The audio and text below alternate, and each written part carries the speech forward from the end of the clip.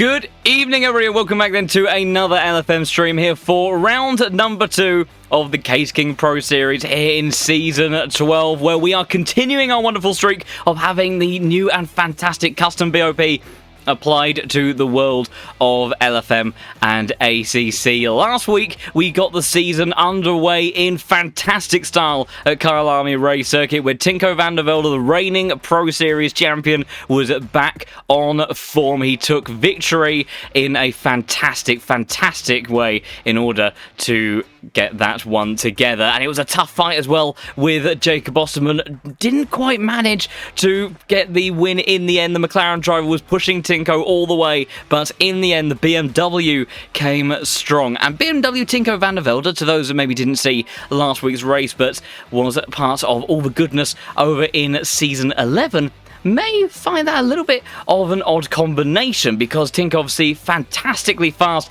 in the Audi R8 GT3 Evo car, and still whilst potentially a somewhat competitive car, with the custom BOP starting to bring other cars into a bit of alignment and having a somewhat greater equality between all of the vehicles, it means that the rather stressful nature of driving that Audi that Tinko would rather live through every single week that he was wielding that car, not quite in the same sort of form as he has to go through now, because the BMW, much more comfortable car to extract pace from, and he is clearly in a comfortable spot, and he was very much in a comfortable spot around this circuit last season as well. He had a fantastic showdown, one of the best races that we had all season long. Paul Ricard, a little bit Marmite for most drivers and also viewers, with that combination of being a bit of a circuit that kind of just feels a bit forced to some degree, in the sense, you know, it is a test circuit by nature. We've got all these layouts, all of the kind of car park lights, sense of runoff on the exits of the track, but it does provide some incredible action. We have that massive back straight where drivers can get a huge slipstream, and that really brings all the action back together. And it was Luke Whitehead, Niels Narks, and Tinko van der Velde went toe-to-toe last season in one of the best fights that we had throughout the entirety of that championship. And with a little bit of a helpful bump draft from Niels, Tinko did end up taking that victory in the end on the overcut strategy. So I have to see if he is able to take that again tonight. And a big thank you for all of the incredible support during the space of the last week.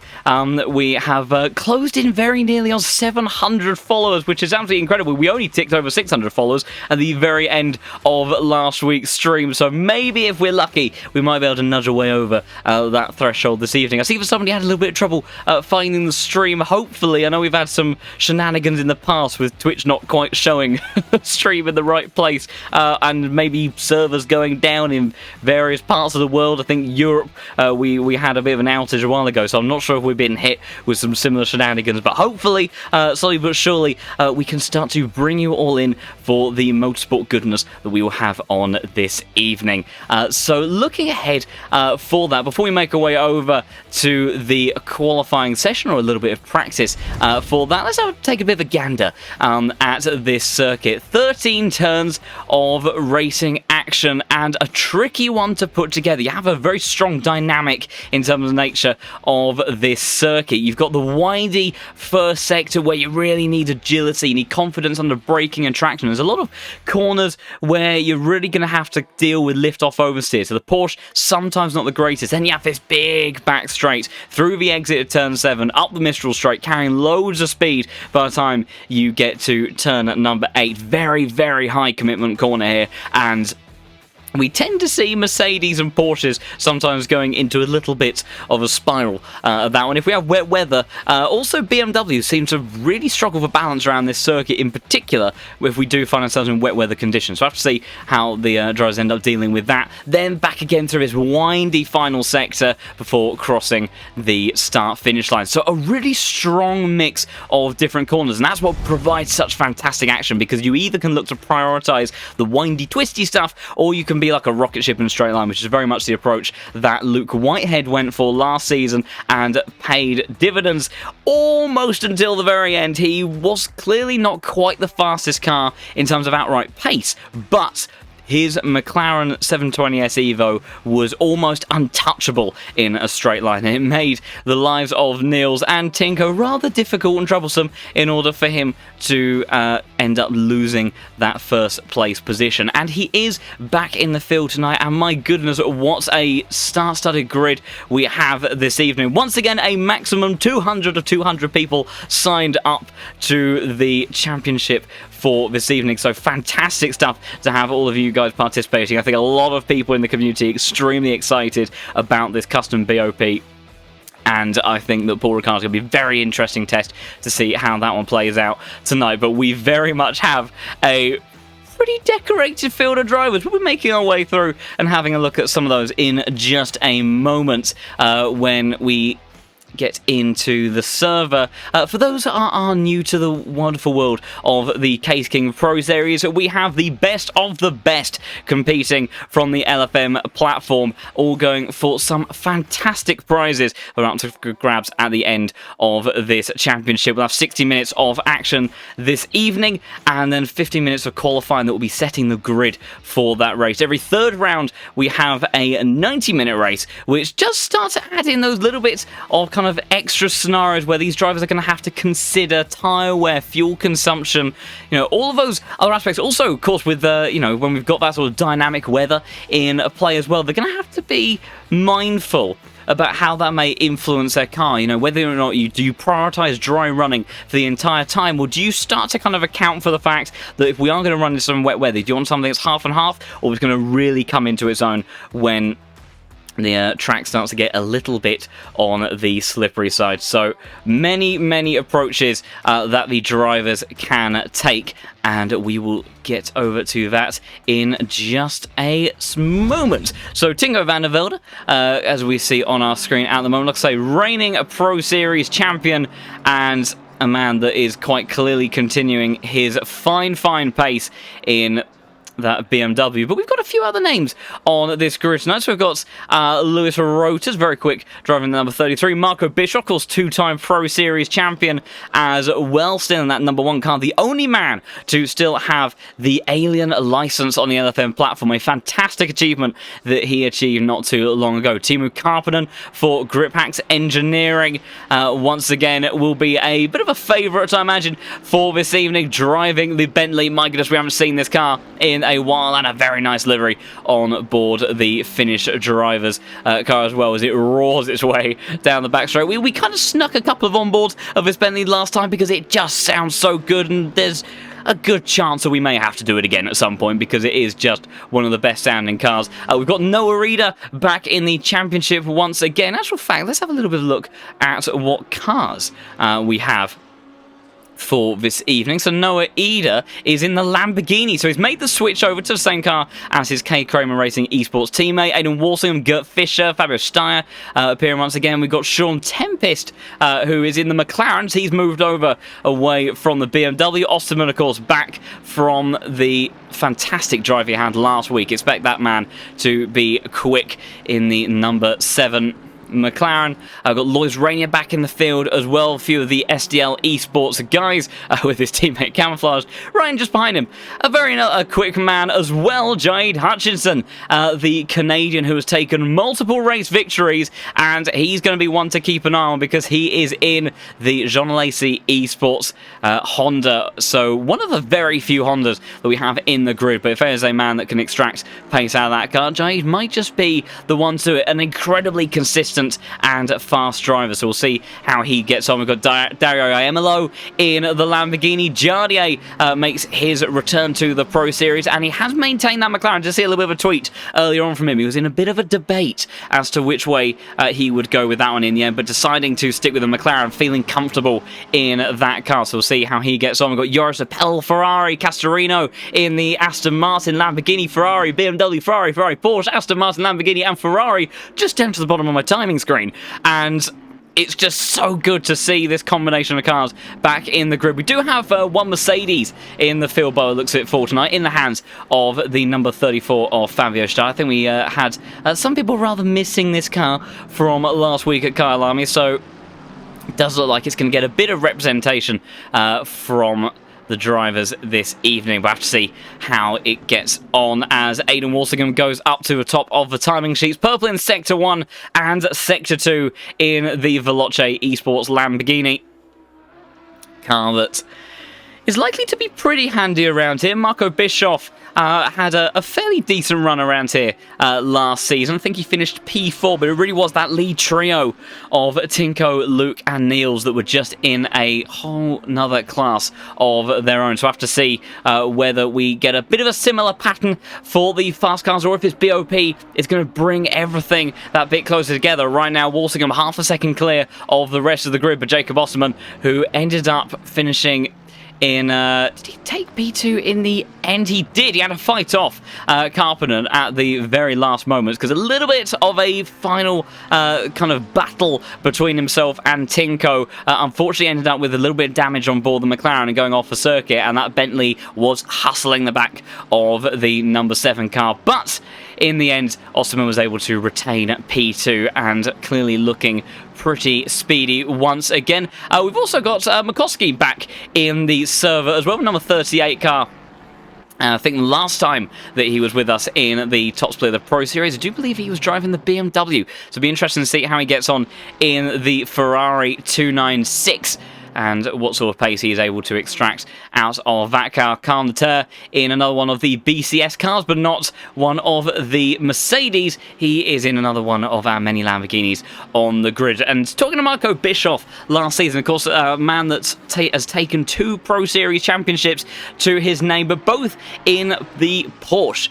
So it was quite a bit of a surprise when we saw him move away after using that car for so many seasons and utilising the Lamborghini. But in his own words, he ended up saying that it felt like so much a better car. It was less on the edge, but it had better grip, it had better turn-in, and it had better straight-line speed that he was able to make use of from that car as well. So, you know, even though sometimes we've seen cars that drivers have been traditionally using for quite a long time, there are still plenty of tips and tricks for these drivers to find amongst these other cars. Dario Yamalo in the Lamborghini sneaks his way up to the front row. Of course, this is practice, so we'll be making our way into qualifying in just a moment. Drivers just putting together their final bids. We'll see what Jacob Osterman can do. He's currently 0.4 seconds up on his previous best.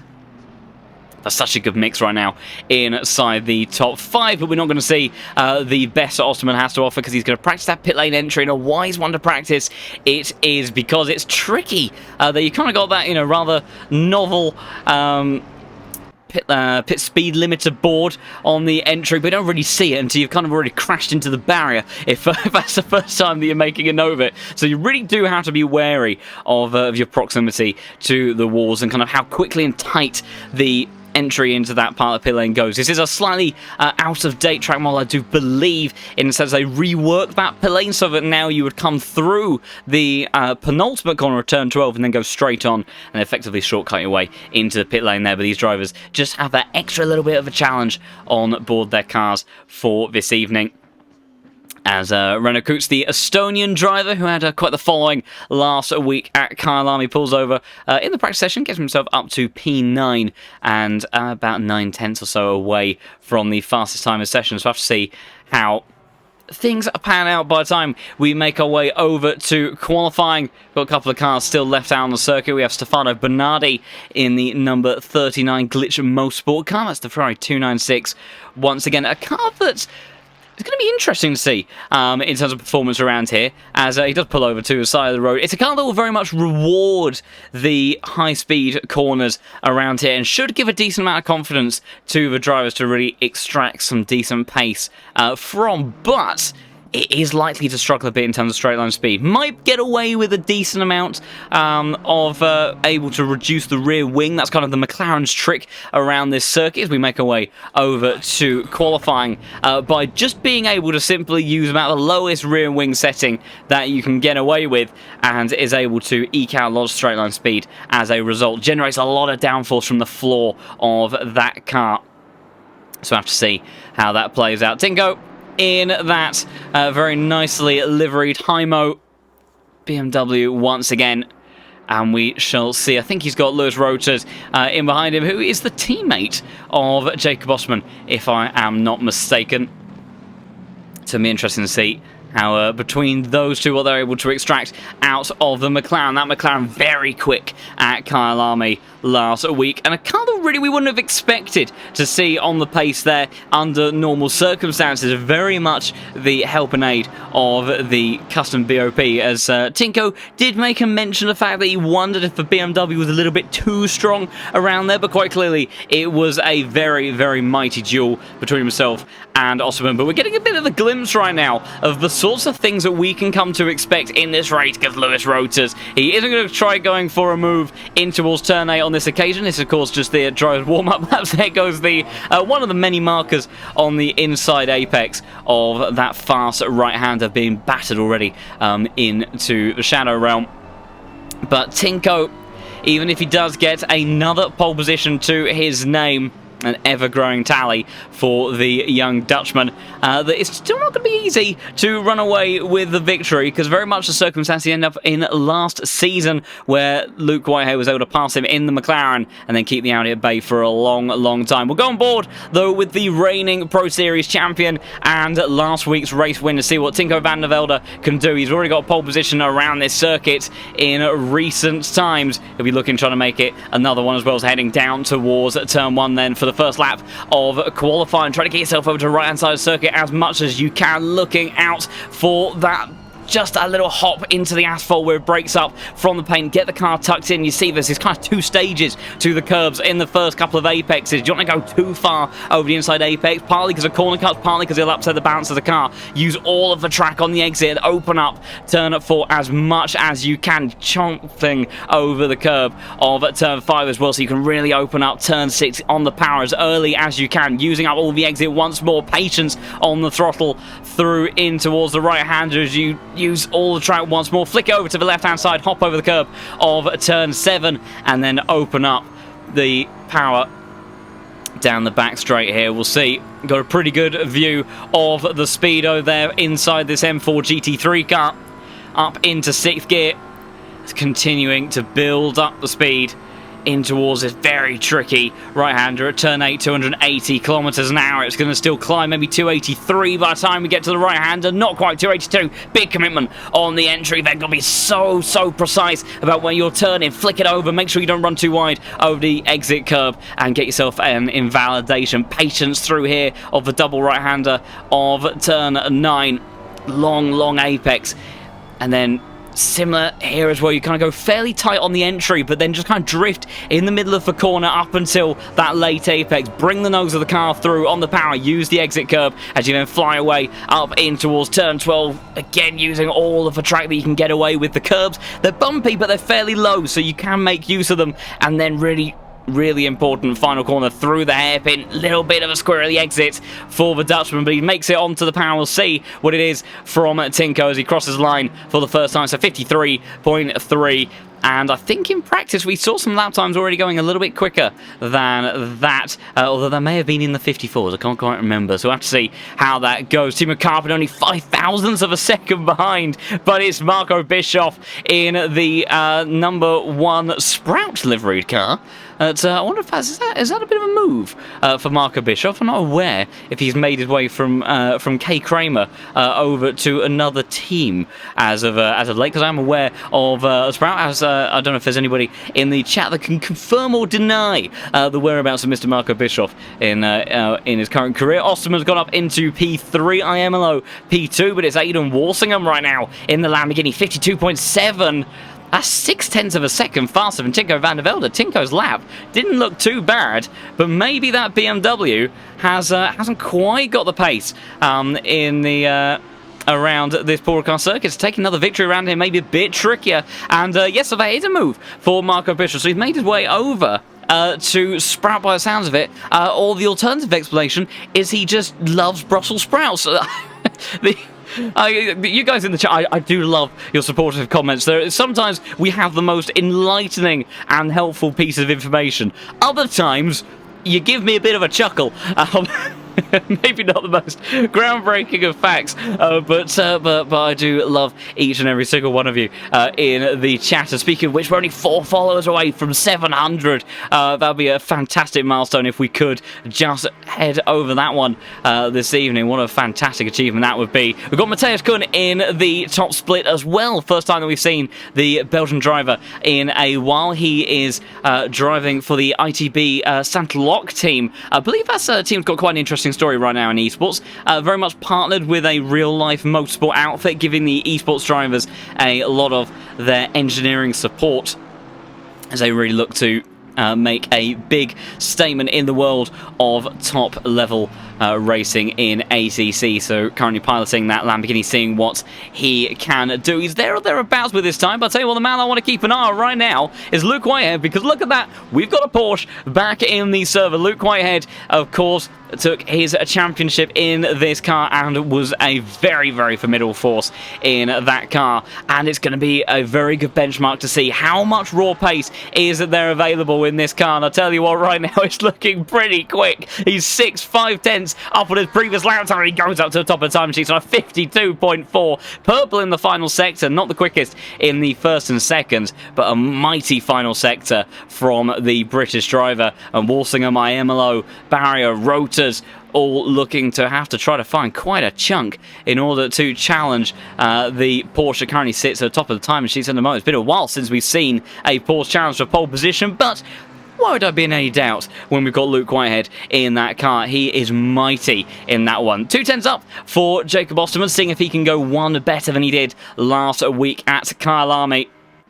And number 7, McLaren, getting a pretty handy slipstream off Gert Fischer, who's both ahead of him on circuit and just ahead of him in the current timing board. Finding 2 tenths, that might promote him inside the top 5 if he can see this lap through until the end without making a mistake. It's quite a tricky lap to hook up, and I say that, and there you go. Osterman just gets it a little bit wrong, an invalidation, I presume, and in the end bails out of that one. Another man that rejoins us in the world of Tier 1 Pro Series, Michael Romagnoli, the Italian driver, continuing in the Aston Martin. We saw him extract a lot of fantastic pace from that car. He was always a driver that was never really up there to challenge for the podium or the win, but he constantly banked in these really strong performances in the Aston Martin. The car that really rewards confidence behind the wheel, where you can really wring the neck out of the thing and it will very likely always stick for you. And with the custom BOP applied, that Aston Martin may start to find a bit more pace again. We've got Castorino, previous race winner from last season. It is one and only entry at Monza in the McLaren. And then his fellow Italian, right now, these two both now in the Astons, just hovering around the outside of the top 10. But it's a pretty big lap from Romagnoli. He's got a little bit deep out of the hairpin, so only 3 tenths of an improvement for him by the time he crosses the line, but should be good enough for top 5 as he crosses timing beam. Oh, just misses out in the end on P6, 13,000 behind Valentin Barrier, who is in the 296, the Ferrari, looking pretty handy around this circuit. Dario Iemolo has found some lap time in that number 21 Lamborghini, and has got himself within a 10th and a half of Luke Whitehead's best efforts so far, but not enough right now to take the Porsche driver away from the top part of the grid. And yeah, definitely, in terms of Luke Whitehead's evening, what he needs is chaos on lap 1. He needs chaos on lap 1, and for him to just be able to just drive away. If he does start on pole position, he just needs everything to kick off and explode behind him and get about an 8/10 of a second gap between himself and whoever's in P2. And if he can survive that, given how quick that car is in the final sector, there is a pretty good chance that he would be able to maintain the lead and then use that natural pace that he quite clearly has to start to run away. And in terms of colours on the timing board, I don't necessarily think there's too many. We've got the green colours in the Delta part of the time board. That is where we have drivers on an improvement, as we've got Aidan Walsingham, who is a perfect example of that right now, 2 tenths up on his lap time. If it goes grey, that usually refers to the fact they're either not improving or they have invalidated their current lap. If it's red, they're no longer improving at all. If we've got drivers highlighted with their names with a white flag, that is because they are slow on track. Yellow flags means that the marshals have got particularly animated about whatever's going on with that car in question, and is warning drivers around that there could be a bit of a hazard on the circuit.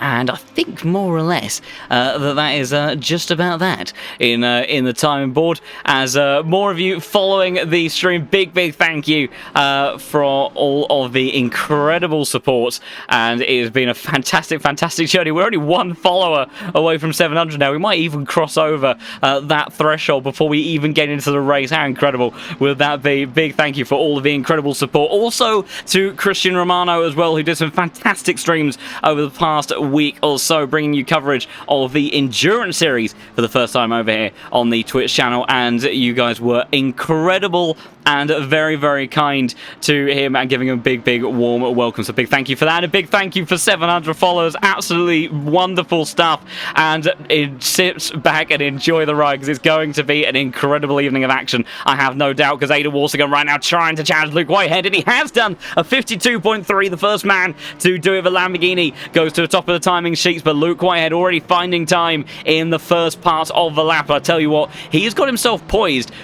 Oh, this could be a very interesting point in time for Luke Whitehead's qualifying, because this Porsche still not the best in a straight line. That Honda, though, likely to be pretty handy. And look at the slipstream that he is going to get off Jade Hutchinson. Now, the question is Hutchinson going to be on a lap? I would have to assume so, because Jade isn't going to be particularly helping any of his opponents. And you can see the effect that it's having for Luke Whitehead as he builds up the reds. But the problem is, when he gets into Sector 3, he's going to be so quick in comparison. But Hutchinson, he's absolutely performed the godsend to Luke Whitehead. He's gained 2/10 down the back straight, and Hutchinson has just possibly given Whitehead an opportunity to do a 51. He's 0.3 of a second up as he goes in towards the final part of the lap. This is where the Porsche has been mighty. A lot of curb used up on the entry there. The British driver trying to wield this 992, make it the first pole position for the Porsche we've seen in a long time. He's 0.4 up as he now makes his way through turn 10, over the curves of turn 11. He's maintaining this margin. It's an absolutely mighty time right now from Luke Whitehead. Just 2 corners to go,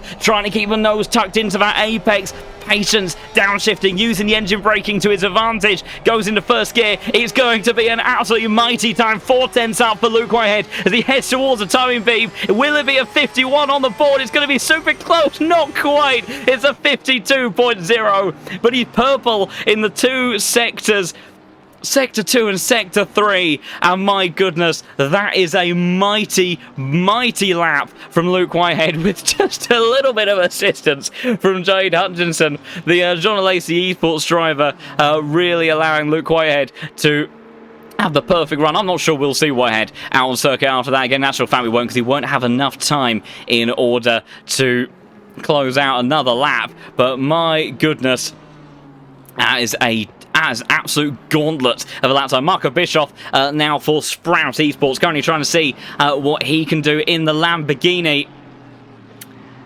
And I completely agree with the opinions in the chat there. First of all, yeah, with the first one, Kovacs, you know, these guys, they are just stupidly quick. Every time that you think you put together a good lap, you look at the timing board, and then all of a sudden, all your hopes and dreams are absolutely shattered. But I'll tell you what, they put on a good show here in the Pro Series. And Paul Ricard is not always a fan favourite for the drivers, exactly. Some do like it, but it does provide some incredible racing as Marco Bischoff gets himself up into the top 3 in the Lamborghini. But he's still half a second adrift of Luke Whitehead, who won't go out again. It always feels a little bit Sebastian Vettel-esque for the British driver. He's gone out, done his lap. He's done. He doesn't need to do anymore. And just let everybody do their own thing. Hutchinson, the man that very much allowed Whitehead, I think, to cement another pole position to his tally, has got himself on a decent improvement himself in the Honda. Currently found 0.2 of a second. He should be able to challenge around the top 6. If he gets a good exit out of the hairpin, it's a little bit back and forth on the Delta. I think he might slot into P6. No, it's going to be down to the tail end of the top 10, I think. And just about actually gets into P7 in the end. But I think Gert Fischer may have something to say about that, because he's still got a chunk of a lap to go and he's improving by 1/10 of a second. Dario Emelo's found 1/10 as well in his Lamborghini. See, Matthias Kuhn as well quite early on in the lap. So still a lot of drivers that are in the early stages of their lap times. As we have Michael Frey Another one of the Porsche drivers. The Swiss in that number 40 car.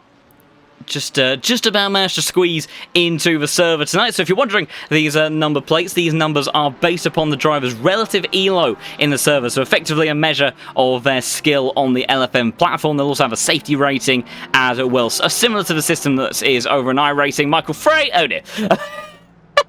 That's why you practice the pit entry before you get to the race. Otherwise, that's exactly what will happen time and time again. That is almost a perfect rendition of what would happen if I was out on the circuit right now. So I'm sure that's all Michael Frey was trying to emulate there. So a big thank you to his wonderful demonstration in that. Lois Rainier, the Frenchman for SGL Esports, making his way through turn 8 at the moment in the McLaren, has found a couple of tenths of a second, break his way into a top 25 if he could bring that one together. We've got Valentin Barry a little bit further up ahead of him, as Hutchinson snuck his way up to P9 by the looks of it with his Honda. Noah Reed just got himself up into P7. Good stuff from him with his debut in the Lamborghini. Let's see what can the number 16 Yas Heat car do. The 296 showing decent pace. I think it might be good enough for P7. It is always a dead heat between himself and Tinko, who is only good enough for P6.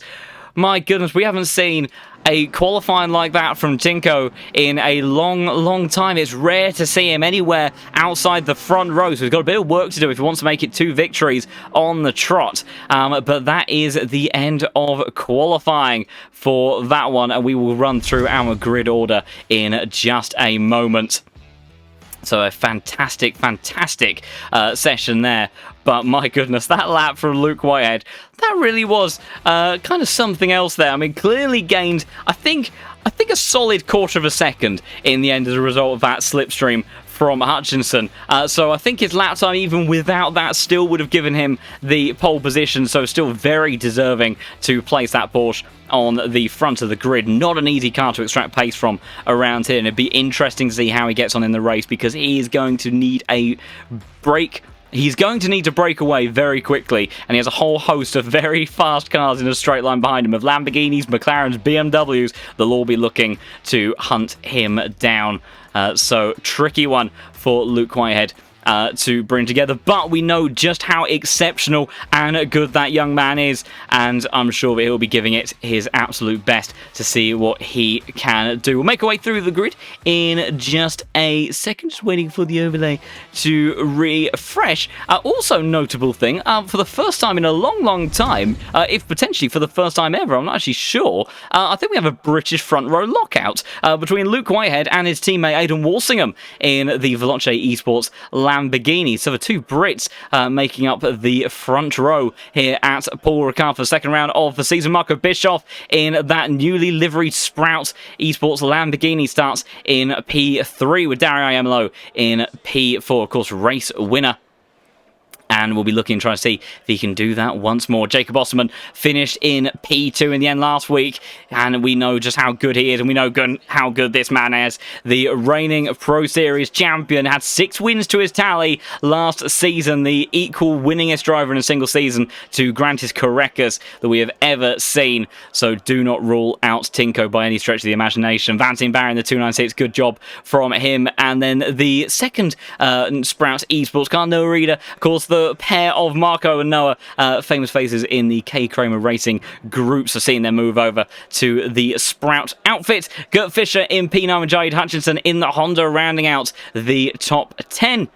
With Michael Romagnoli making his return to the Pro Series. Starts in P11 for the Aston Martin. Lewis Roters in the number 33 car. Good qualifying from him. If you see that very high number plate in a very low starting position, that's a pretty strong indication of the kind of that driver being on the move up in the ranking system. Same for the likes of Gert Fischer and Castorino, the latter starting in P13. Mateus Kuhn starts in P14 with Grantis Correcas. The Lithuanian driver down in P15. He'll be a little bit frustrated, I imagine, to be all the way down there, especially when you can see those McLaren further up the field. We know just how good Grantis is.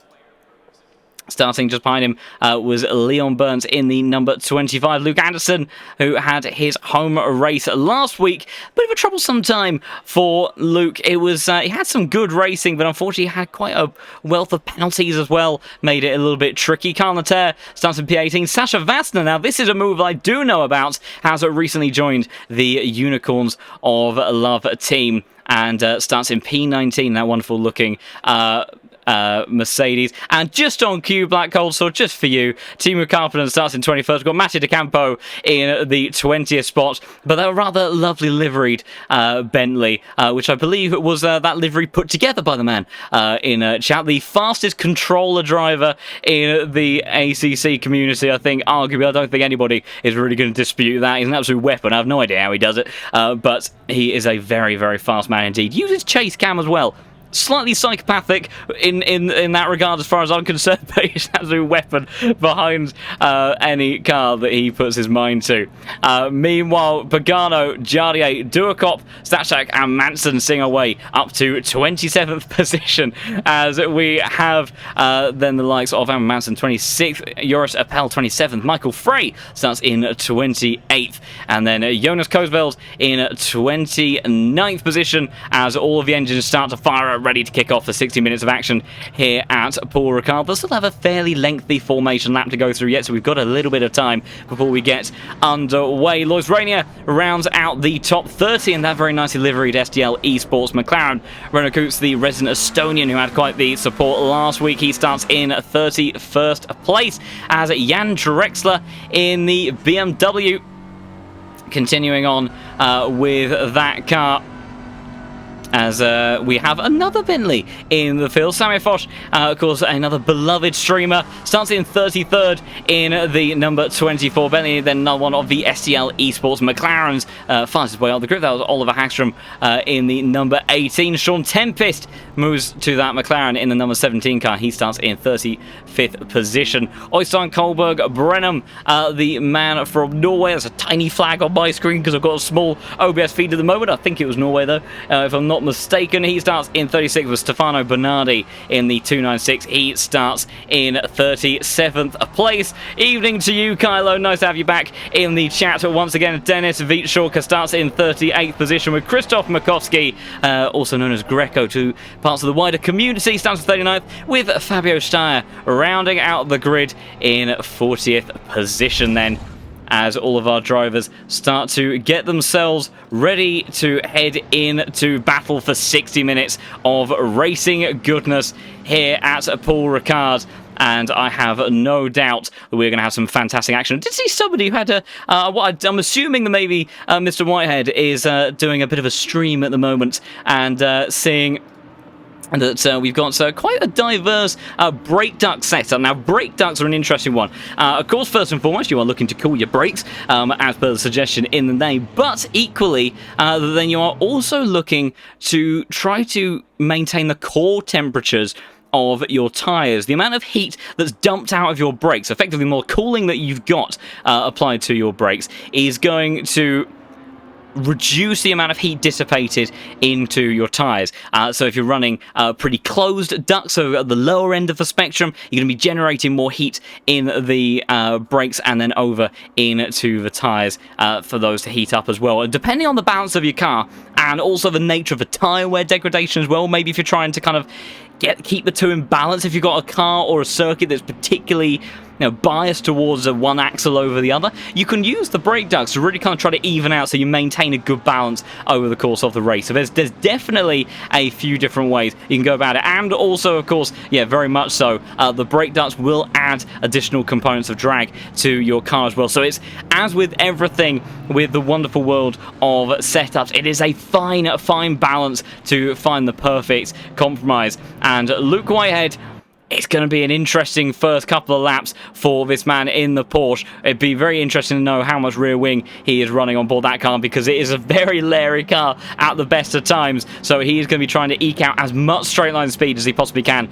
from the 992, because those Lamborghinis of Walsingham, Bischoff, Iamolo, Osterman in that McLaren, the BMW of Tinko van der Velde are going to be menacing looming in the mirrors. But this Porsche has got good acceleration, it's got good traction. Can he break away in the first sector? That's what he'll be hoping for. for, but we've got 60 minutes to find out whether or not it will be another win to Whitehead's tally. Will it go the way of one of the other drivers in the top 6? Osterman, the only one not to have taken a victory here in the Pro Series, but as we wait for the lights to go out for round number 2 of Season 12, and in the Pro Series, it's a good start from Luke Whitehead, but he's immediately got the pressure from Aidan Walsingham as they head down towards turn 1 for the first time. Walsingham, can he get up the inside as they head in towards the first turn? No, Whitehead probably just about enough advantage. Iamolo and Marco Bishop, a little bit of contact with Iamolo sweeping around the outside. Tinker van der Velde trying to go around the outside of Jacob Osterman, but it looks like McLaren may have the position for the time being, but it's a dream start for Luke Whitehead because look at the gap, several car lengths between himself and the Lamborghini that is following in tow, but these next couple of corners are crucial. Aidan Walsingham will be trying to close that gap, trying to get a good exit through here.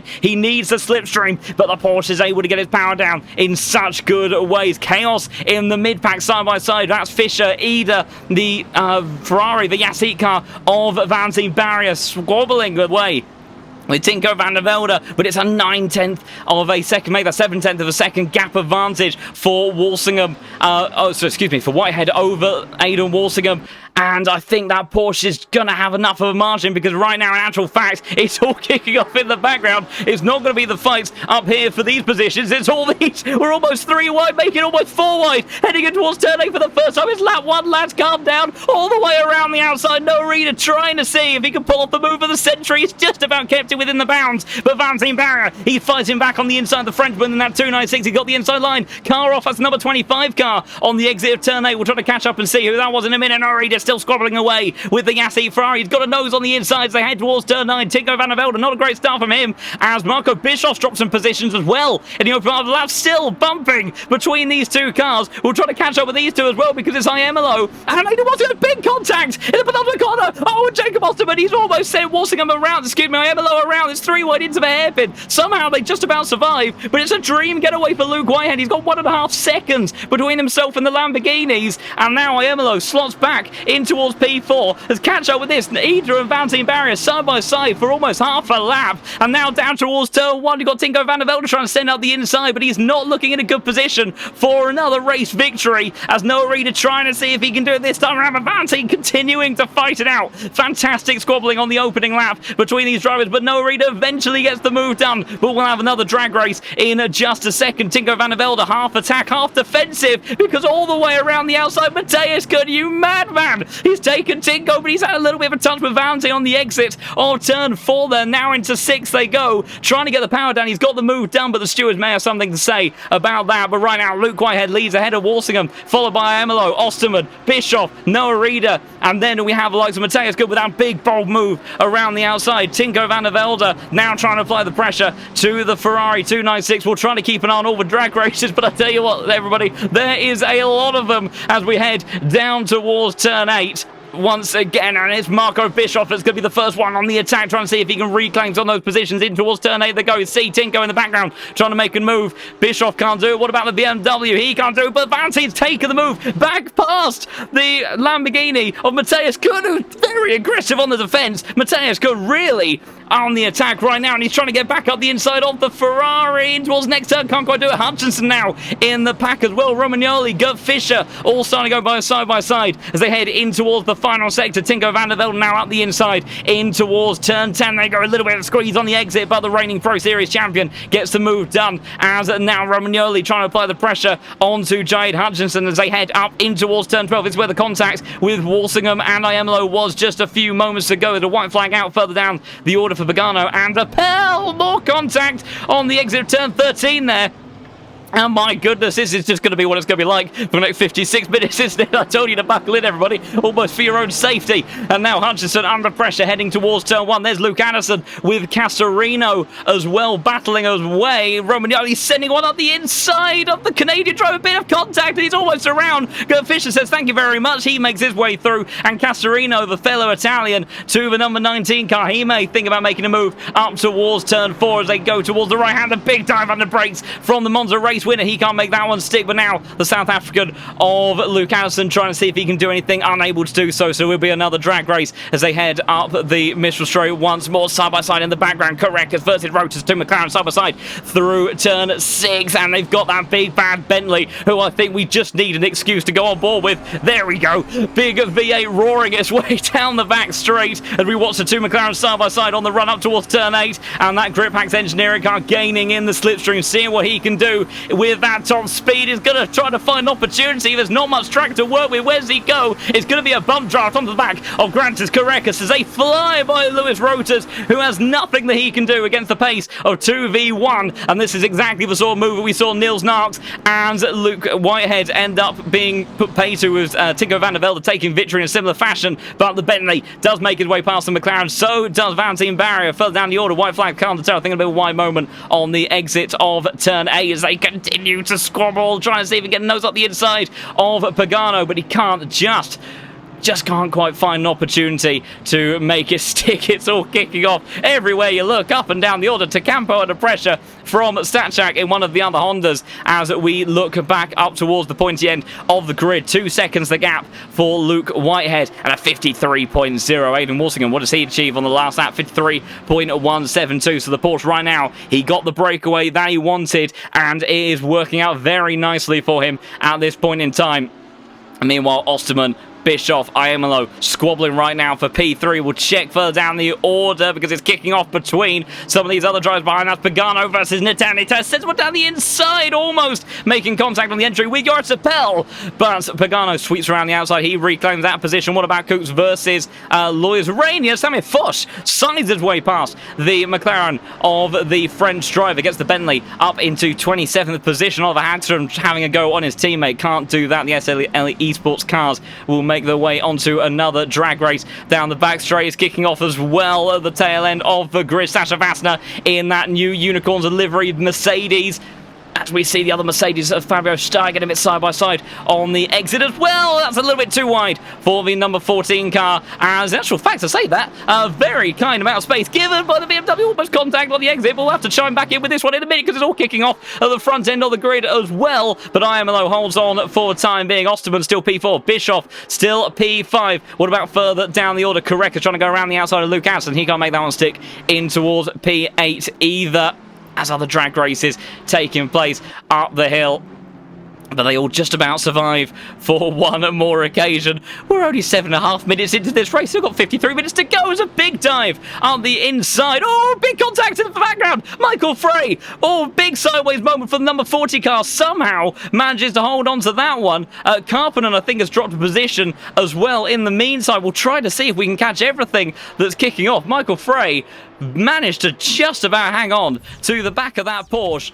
Let's see what took place there. You can see he's closing in. That's Makoski just up ahead of him, as well as Fabio Steyer. Is there going to be any sort of form of contact? Does the Porsche just let go on him? Oh, a little bit of a tap on the exit there, and that was what sent him wide through that series of corners. Now trying to catch up what happened with Karpinen. So Karpinen had one of McLaren's trying to make his way past. That was Lewis Rotors, and in all of the squabbling that took place there as well, I think Jardier managed to sneak his way through as well, and that is where the replay counts out. But we will rejoin on board that fight now, and you can see Carpenter down to P18. Jardier, Rotors in those two McLarens just up ahead, seeing what the Bentley can do. It may sound good, but unfortunately it doesn't look like it's got quite the same level of pace that we had at Kyalami.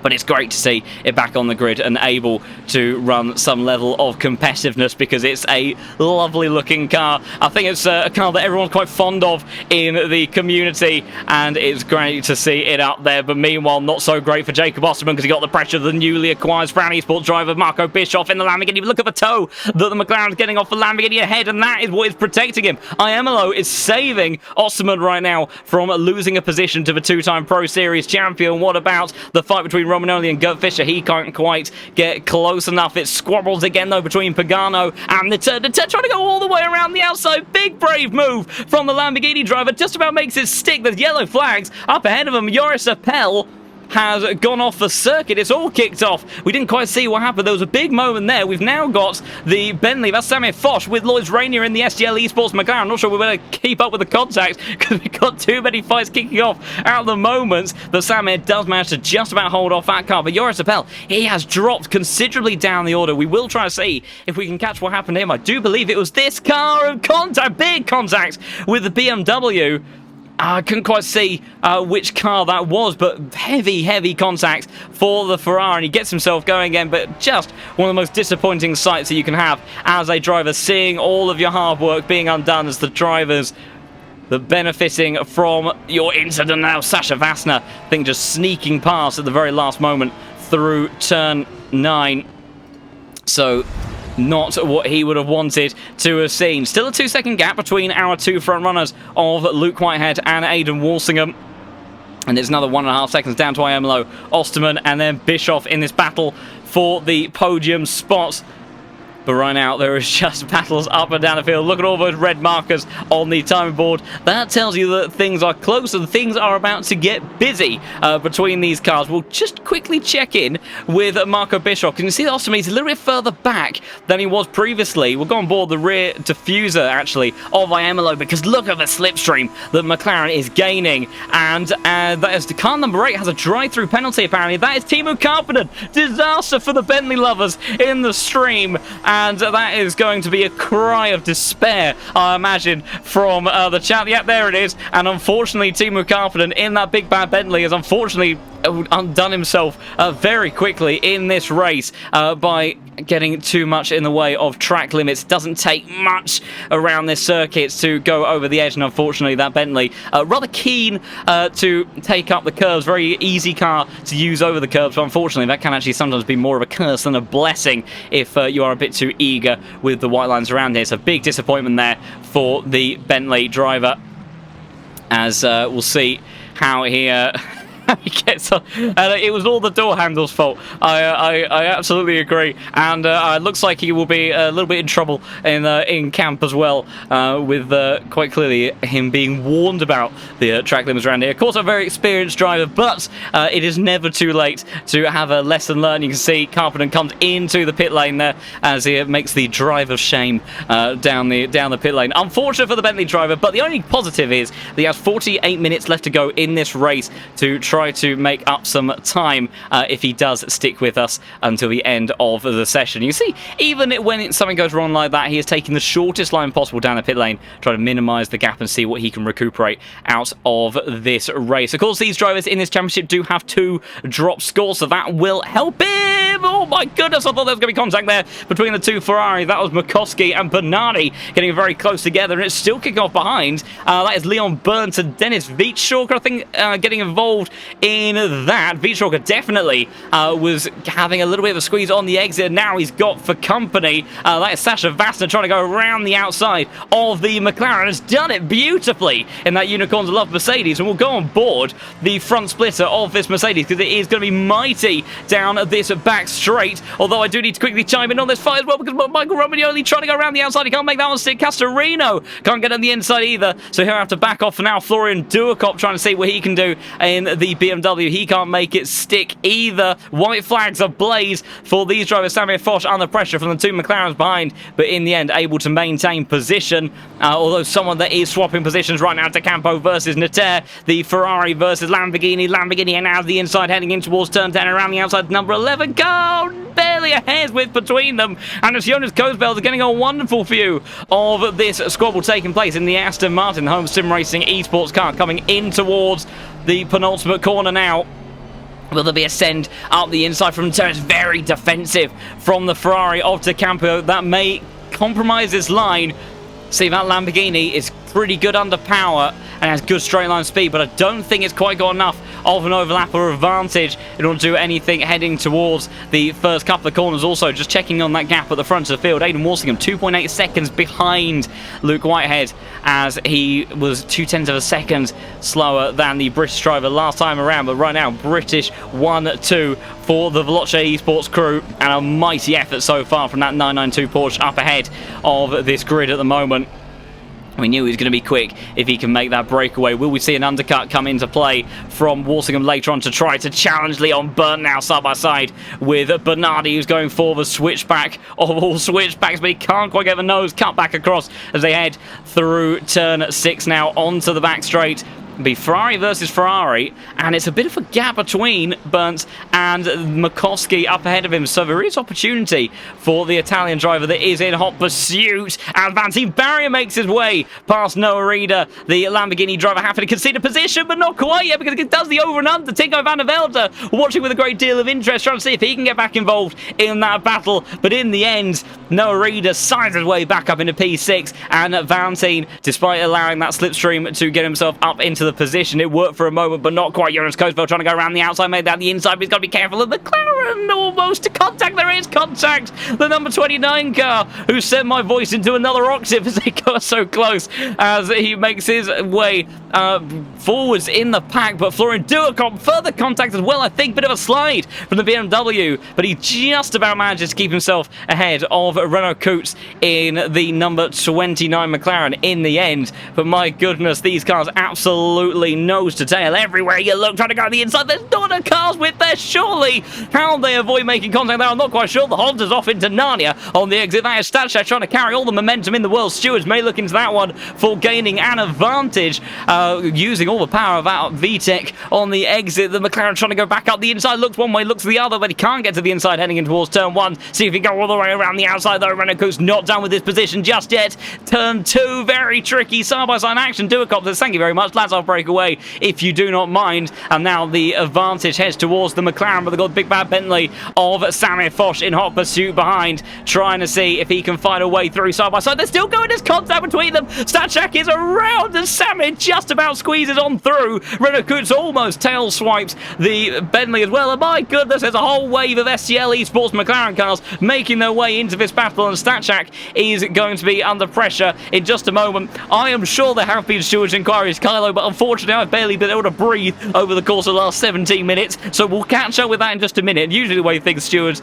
inquiries go, they'll end up catching up around 23 wide now down the back straight with 2 STL Esports car trying to go around Statshak in the Honda, and you can see you've got the third one in tow trying to make it 3 wide. Moment behind, it's crazy stuff. We'll have to go to the helicam for all this to try to keep up with all the action that's taking place. And yes, Statshak side by side with Rainier on the entry in towards turn 8, squeezing, but now it goes in favour of Lois. Rainier trying to go up the inside, can't make his way towards the inside there. Renault Koets goes a little bit wide, excuse me, Rainier goes wide. Now they've got the other McLaren. That's Oliver Hagstrom that's sived his way up the inside of the Honda now. Now he's on the outside heading in towards the left-hander.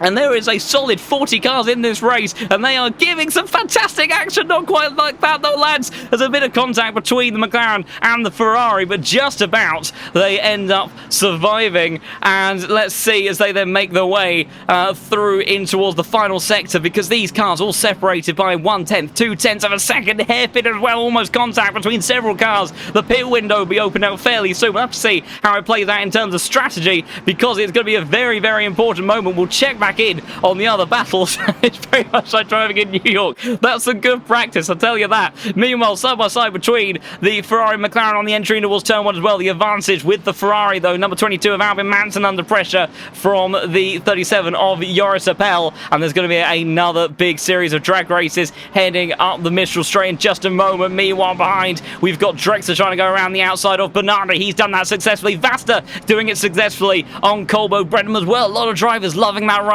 up in towards turn 4 today. Fantastic driving there as they make their way through this sequence. Veet Short under pressure from Steyer, but I need to check in here because Marco Bischoff again, almost with an opportunity to make his way past Jacob Osterman, but he can't quite do it. Now Tinko van der Velde trying to go around the outside of No Reeder. The pair of them have dropped Valentine Barry, but he can't make it stick there, so he'll have to wait for another opportunity. Romagnoli all the way off into the asphalt. He comes back onto the circuit, and again, will the stewards have something to say about that? Surely he's got a track limit warning, if nothing else. But Gert Fischer drops a position, and maybe even more in a moment, because there's contact between himself and Castorino. Luke Addison now trying to pick off positions in that 296, almost goes up the inside. Now he's got Carreras to worry about in the McLaren. He can't get up the inside though, heading in towards turn 10. Gert Fischer keeping back the Italian and the South African in tow.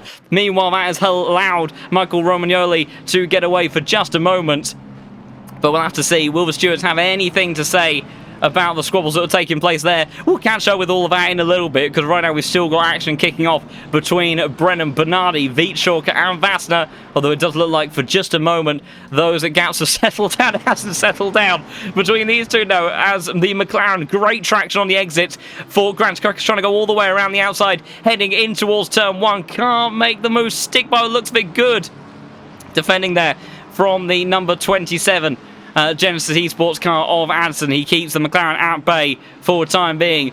Equal most dominant season in LFM Pro Series history from Caracas, and is an absolute weapon in that McLaren as well.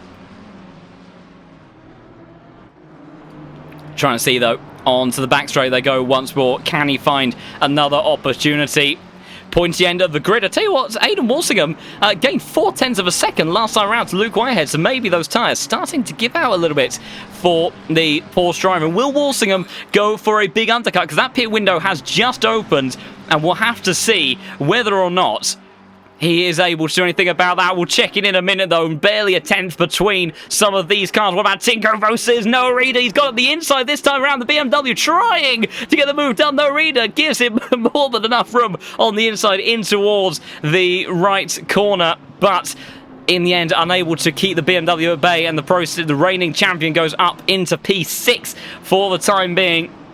Meanwhile, 14th, 15th and 16th place battling away as well. But in the end, right now, Luke Addison still maintaining that position with Caracas and Lewis Rotors in tow. They've also brought Jardier into the mix as well, so he'll be getting a fantastic perspective from his stream. And to the comments in the chat, I do appreciate the kind words. And yes, unfortunately, because these drivers are incredibly inconsiderate of us in the comms box, eventually I do have to breathe. It's a disappointing thing, I must admit, but eventually it does have to be done. Osterman and Marco Bischoff still applying the pressure to IMLO, but unable to make their way past just yet. Hutchinson almost into the back of Mateus Kuhn in towards turn 1, has lost all the ground that he gained over recent laps, as Renault Coots Leon burnt the first drivers further down the order to head into the pits. We've got a few others pitting as well. Appel, Manson, Steyer in there as well. And I think also maybe even the likes of... No, Lois Rainier hasn't actually pitted. He's one of the few drivers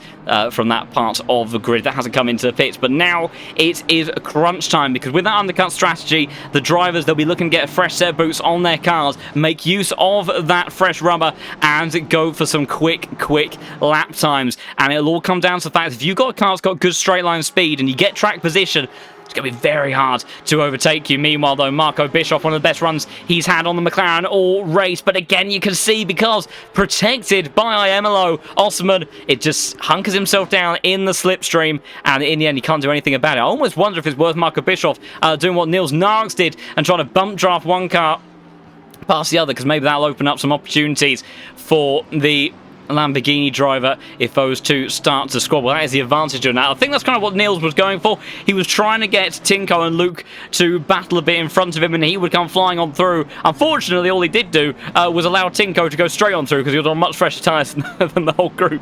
So, of course, a man with a whole wealth of experience inside the cockpit of any car that he drives, one of the legends of sim racing. But a slight misjudgment on that day, and had a comical reaction to Van Barra, sending one on the inside at the hairpin. The 296 car trying to get his way past Noah Reader and break off a little bit of time between the BMW and the Lamborghini, stop himself from getting such a good slipstream effect and allow the Ferrari to really gain on this backstraight, because he's going to be one of the cars that struggles a bit more. It's going to be more reliant and dependent upon that toe, and it's all about timing. Very much kind of, if you've ever seen the sequences, for example, at Spa, that Eau Rouge Radion sequence is probably the most renowned for doing this, but it's very much a similar case heading up through the likes of turn 6 and 7 here as well. It's all about the timing of this run, because you want to pull out slipstream at the last minute. You want to carry as much speed as you can to make your way past your opponent, because especially if they do have a car that's just got a little bit more straight line speed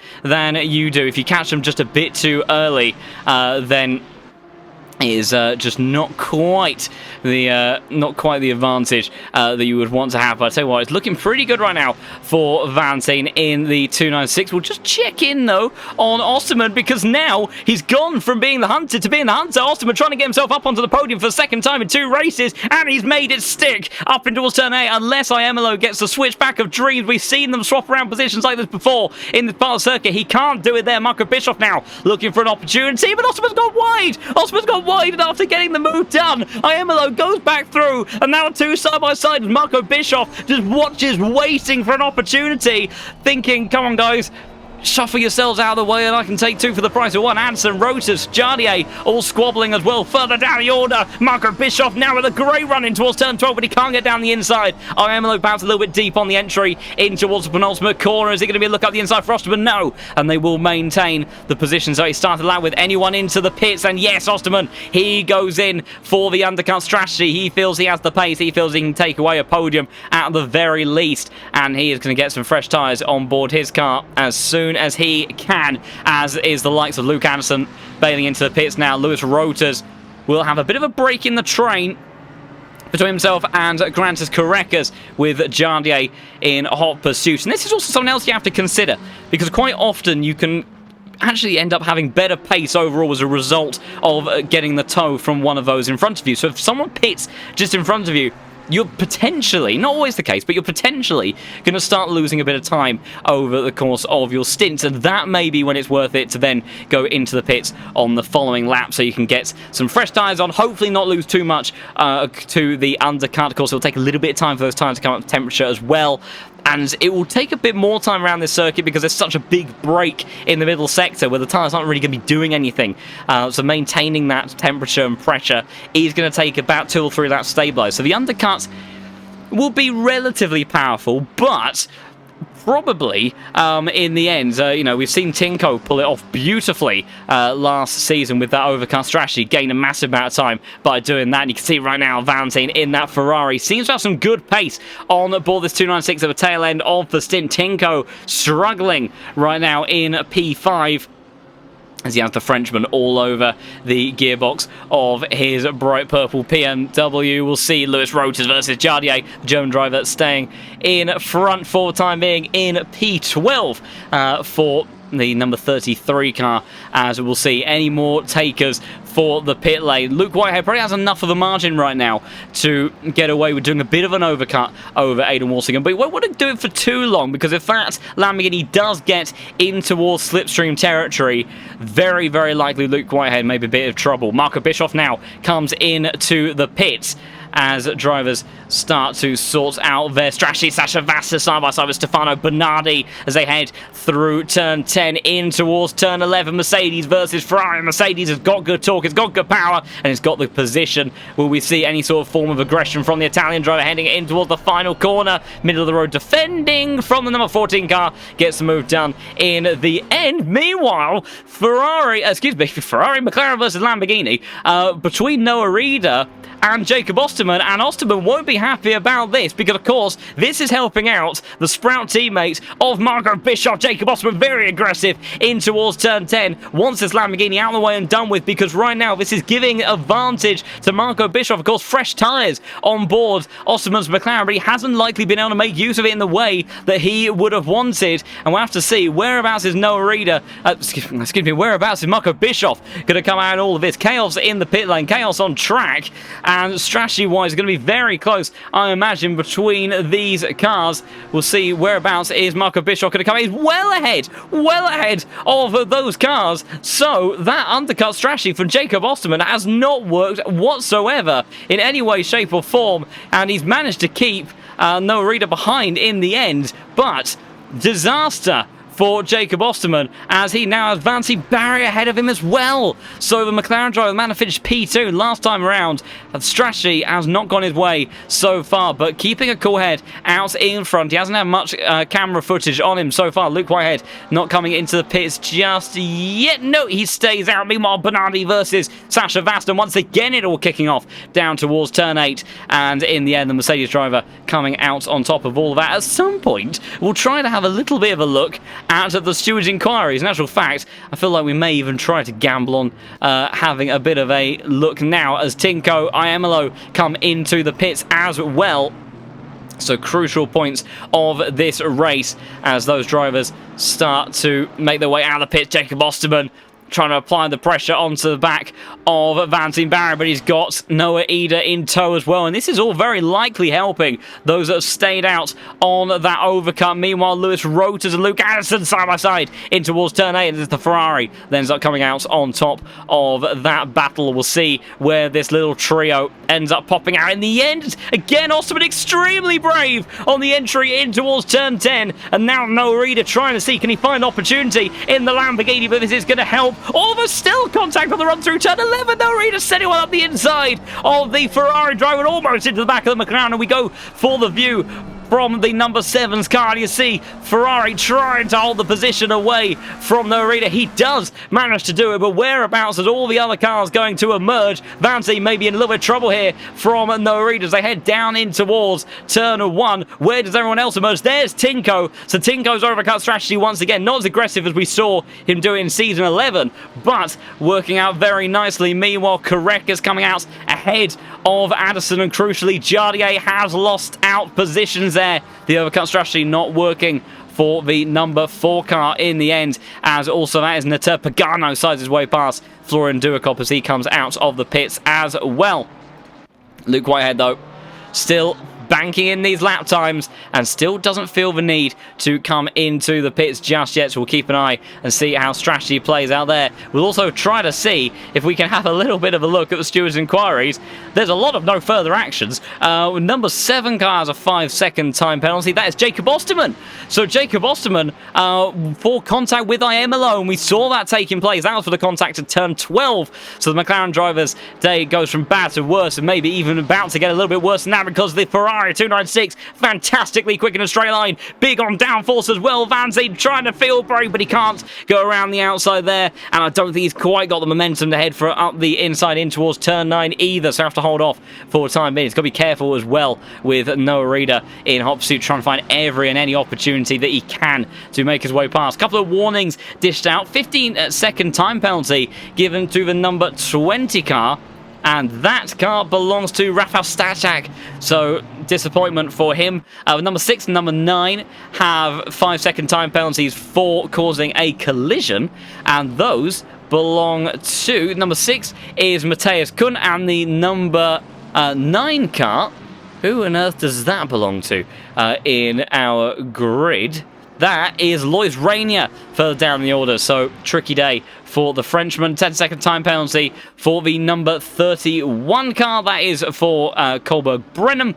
And there's a few more cars start to come out of the pits, but no major changes of position in all of that. Warning for number 15, warning for number 30.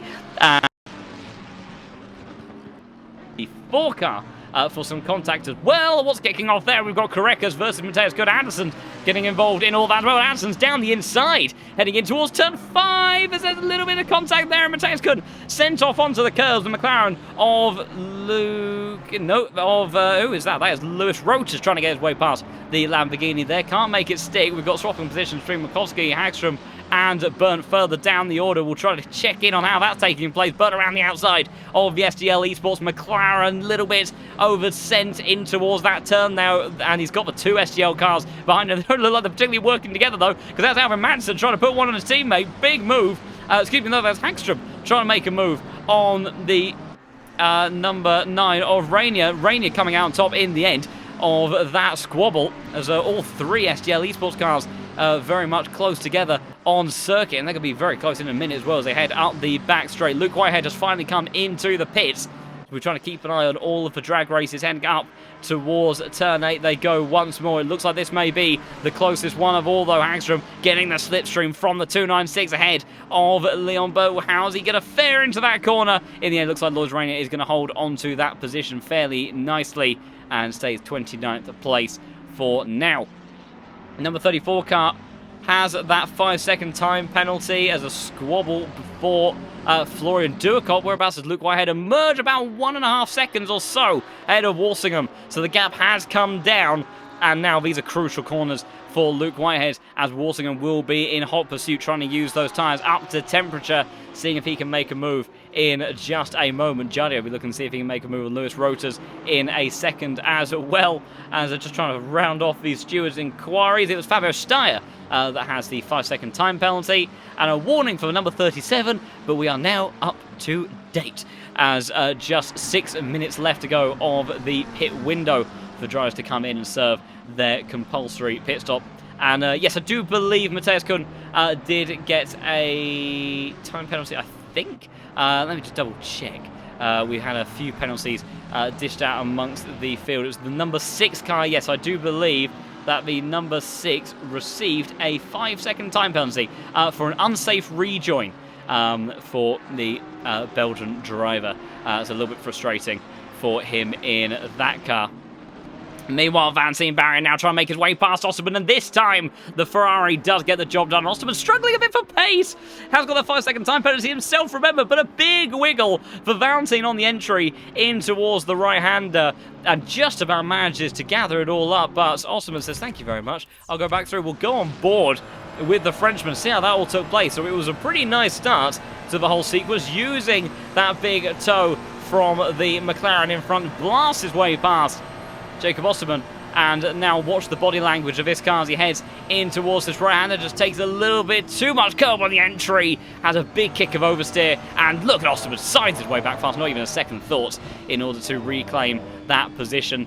And yes, so that time penalty, so anyone that had a time penalty that was handed to them before their pit stop would have had that applied over the course of their stop itself. But now, this is a crucial point in the race. Aidan Walsingham, with those tyres up to temperature, he has reeled in Luke Whitehead. Whitehead may be leaving out a little bit too long in the number 3 Porsche. He's been leading since the start of this race, but now he's got problems because Walsingham, he wasn't far off the pace, particularly at the end of the stint. And there's not a massive difference in tyres between these two drivers. They are teammates, of course, but that Lamborghini, Walsingham, a previous race winner here in the Case King Pro Series, and he'll be looking, trying to make it another one to his tally. How much of a speed advantage does he have over the Porsche in front of him? Gaining, we're only halfway up this back straight. He's actually pulled out of the slipstream there, so not wanting to go for it on this occasion. Very interesting, and we'll have to see if he does look to try to apply the pressure on another occasion. Not really in a fight with anyone else between one another, so not quite sure how that played out. Meanwhile, Valentin Barry going for another attempt over Osterman. Does he get the job done this time? And he does make his way past the McLaren driver of Osterman. Speaking of which, the frustration of Osterman that we saw a little bit earlier with the flashing of the headlights. Unfortunately, we didn't quite see what incident took place, but with a little bit of theory being Noah Reader playing quite a strong team game for Marco Bischoff, and maybe a little bit of a squabble through turn 8. The fast right-hander, very, very difficult corner to go side by side through there. So something not giving Osterman the greatest time, but it does look like his pace is struggling a little bit in the second half of the race. Meanwhile, very close between Tempest and Wittschalker. Wittschalker just about hanging around in front for the time being, but can't do anything just yet. He tries to look up the inside in towards the exit of turn 9, but he can't make that one stick either. Meanwhile, though, Walsingham has not let go of the rear diffuser of this Porsche as they head through turn 4, 5, in towards 6. And this Lamborghini, the closest it has ever been. We'll go for a slightly different perspective this time around. Look at the Porsche. Be good on the traction here, as it's got very nice rear stability and puts the power down very nicely. But that Lamborghini will start to close in thick and fast. But of course, it all depends how much of a slipstream is Aidan Walsingham going to be utilising down this backstretch. You can see the gap actually opened up the half a second last lap around, but he starts the game, make that 4 tenths. By the time we get to the end of this stretch, it'll very likely be down to 3 tenths, but won't be close enough in order to make a move, and 3 tenths is the gap indeed. But if he can start that back straight with a slightly smaller margin, very much on the cards for him to make a move. Meanwhile, Marco Bischoff trying to go for P3 around the outside of Iamolo. Very brave to do that, and I think he's slightly misjudged that one and driven off into the Shadow Realm, so he'll rejoin back into P4 as they head in towards turn 9. The Sprouts Esports car, who now has quite a nice margin behind him as Jacob Osterman continuing to apply the pressure over the Frenchman. That 296 is not going to have an easy time running away from the McLaren, as we know just how quick that McLaren is in a straight line.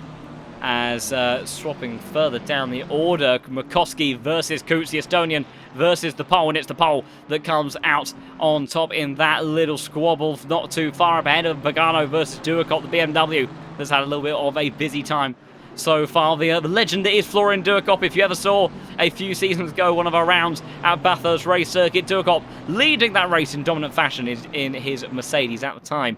And on the penultimate lap of the race came flying over the crest of Skyline, walloped it into the wall, and then had to absolutely dawdle his way to the finish line. He had Korekis and Bischoff, I think, chasing him down in the closing stages and managed to win that race borderline on 3 wheels, if it could be rendered in ACC. But just checking in on that lead fight, Luke Whitehead, he started to put the hammer down, and that gap starts to open out to around a second, and Walsingham starting to struggle to hang with his British teammate as Luke Whitehead tries to see if he can extend that margin and get himself out to a bit more of a comfortable spot. Romanelli and Castorino, 2 Aston Martins, trying to apply the pressure onto Giant Hutchinson in one of those rogue Hondas. There's only about 2, I think we've already got 2 Hondas and 2 Aston Martins. We've almost got all of them in one single group here.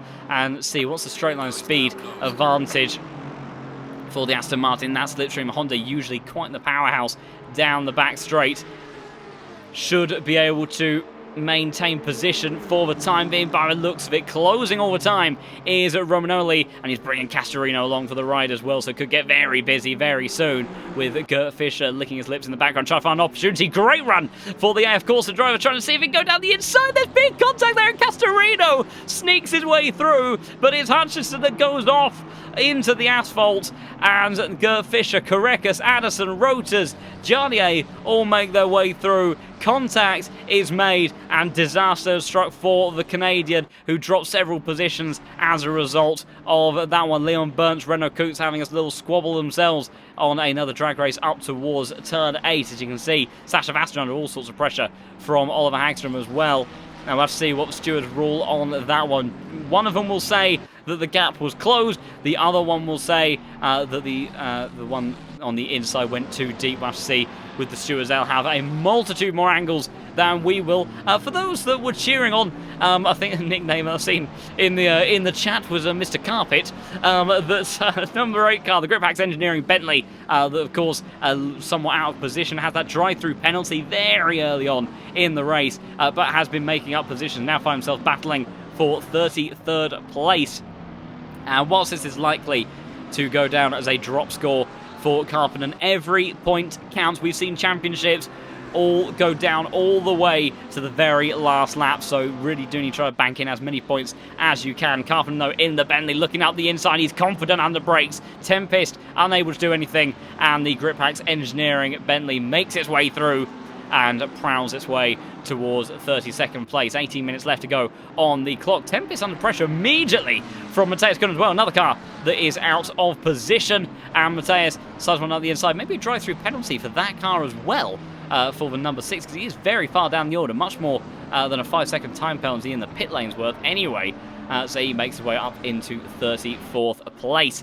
Meanwhile, Osterman, Barrier and Ida still squabbling away, but no position changes on this occasion, as Whitehead continuing to find pace. Does the fastest lap of the race at 52.905 last time around, and has extended that lead up to about 1.5 seconds. Leon Burnt versus Murkowski, again very close down the back straight, but it is still the German driver in the number 25 car that holds position and manages to keep that one for the time being. Duacop trying to find a way through in that YT Sports BMW, but unable to make his way past the number 15 of Carl Nitter. So drama so far since the very beginning of this race. Barely a moment where any squabble has settled, and we still have the likes of Osterman, a man that is trying to maximise the results from today. He was P2 last time out. Tinko very likely to still be your championship leader, at the end of this one, I do believe. Tinko, of course, with that race win and now looking on target for a P5.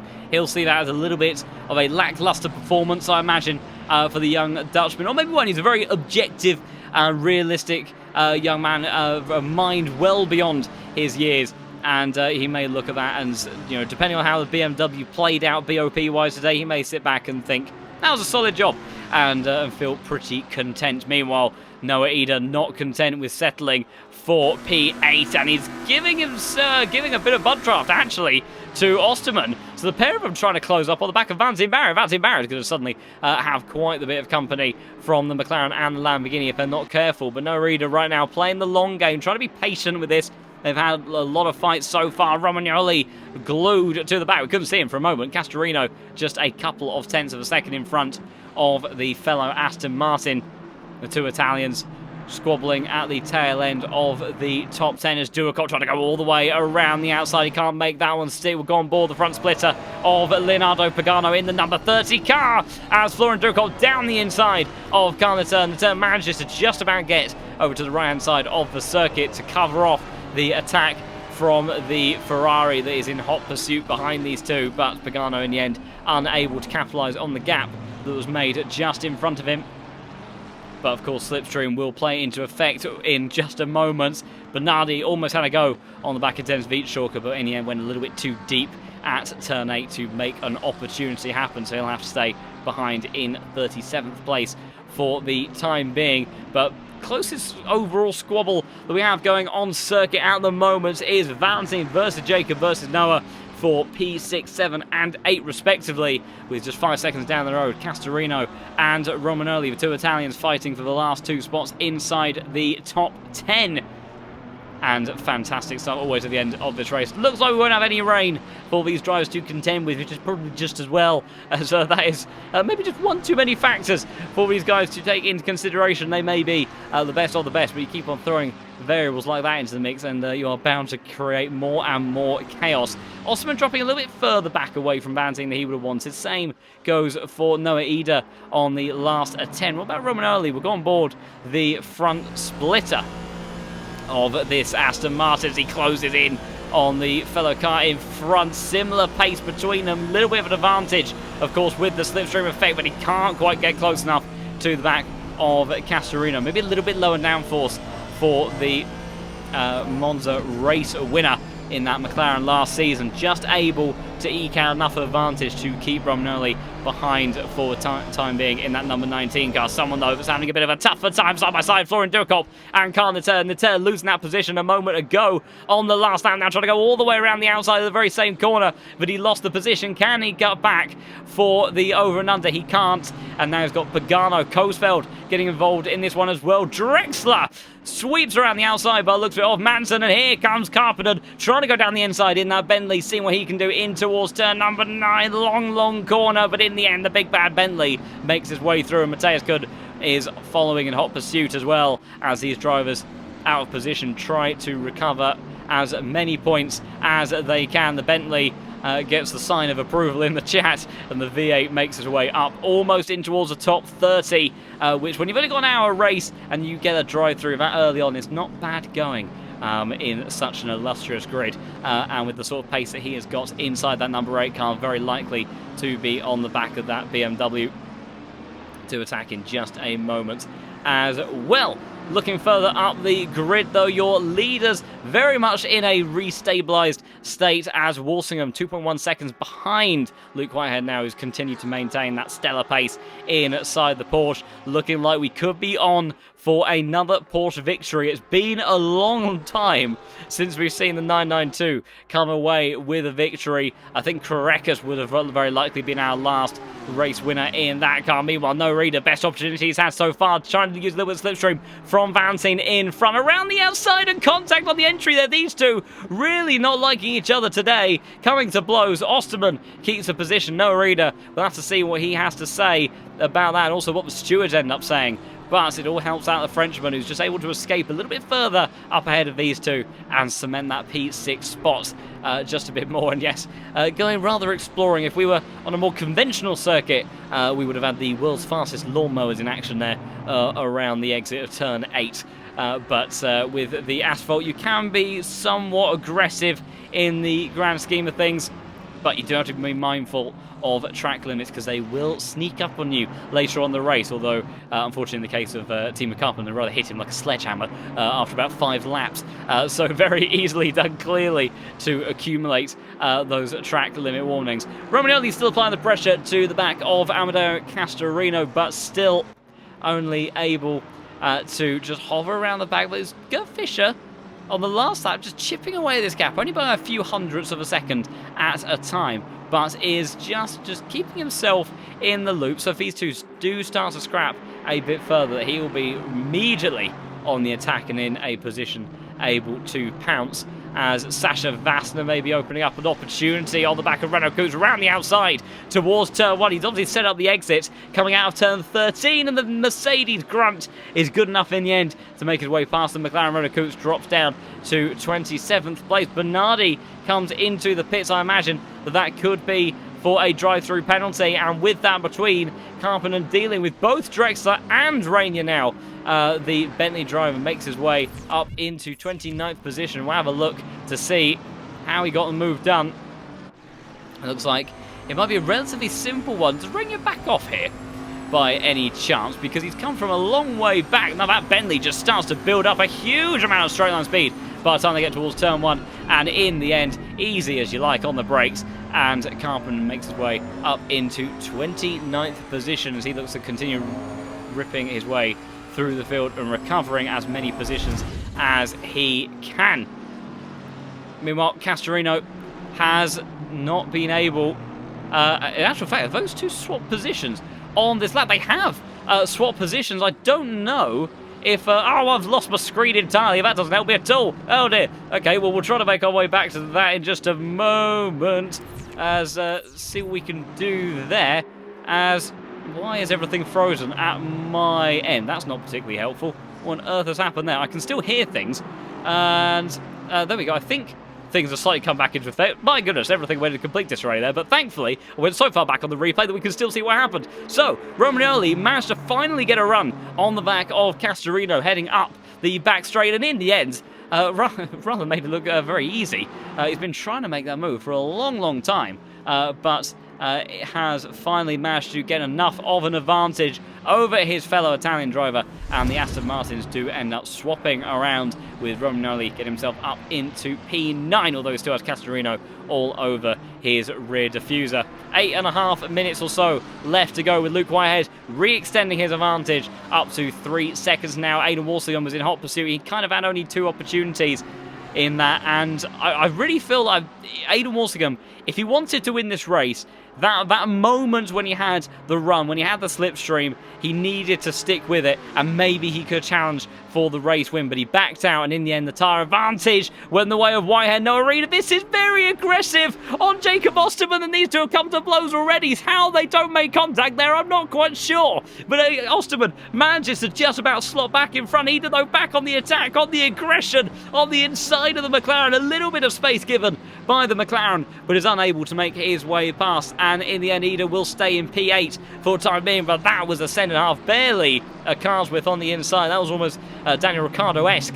Remember, he did something of similar a few years ago, and in actual fact he had those positions revoked by the end of the race, if memory serves. White flag out for Jonas Koosfeld. Meanwhile, what's going on here? We've got Mikoski, Vassner battling away just up ahead of these two on your screen, the McLaren of Oliver Hagstrom and Renault Coutts, as they are very close to one another. Albin Manson, Sean Tempest just behind as well. Little bit of contact, a bit of a shove.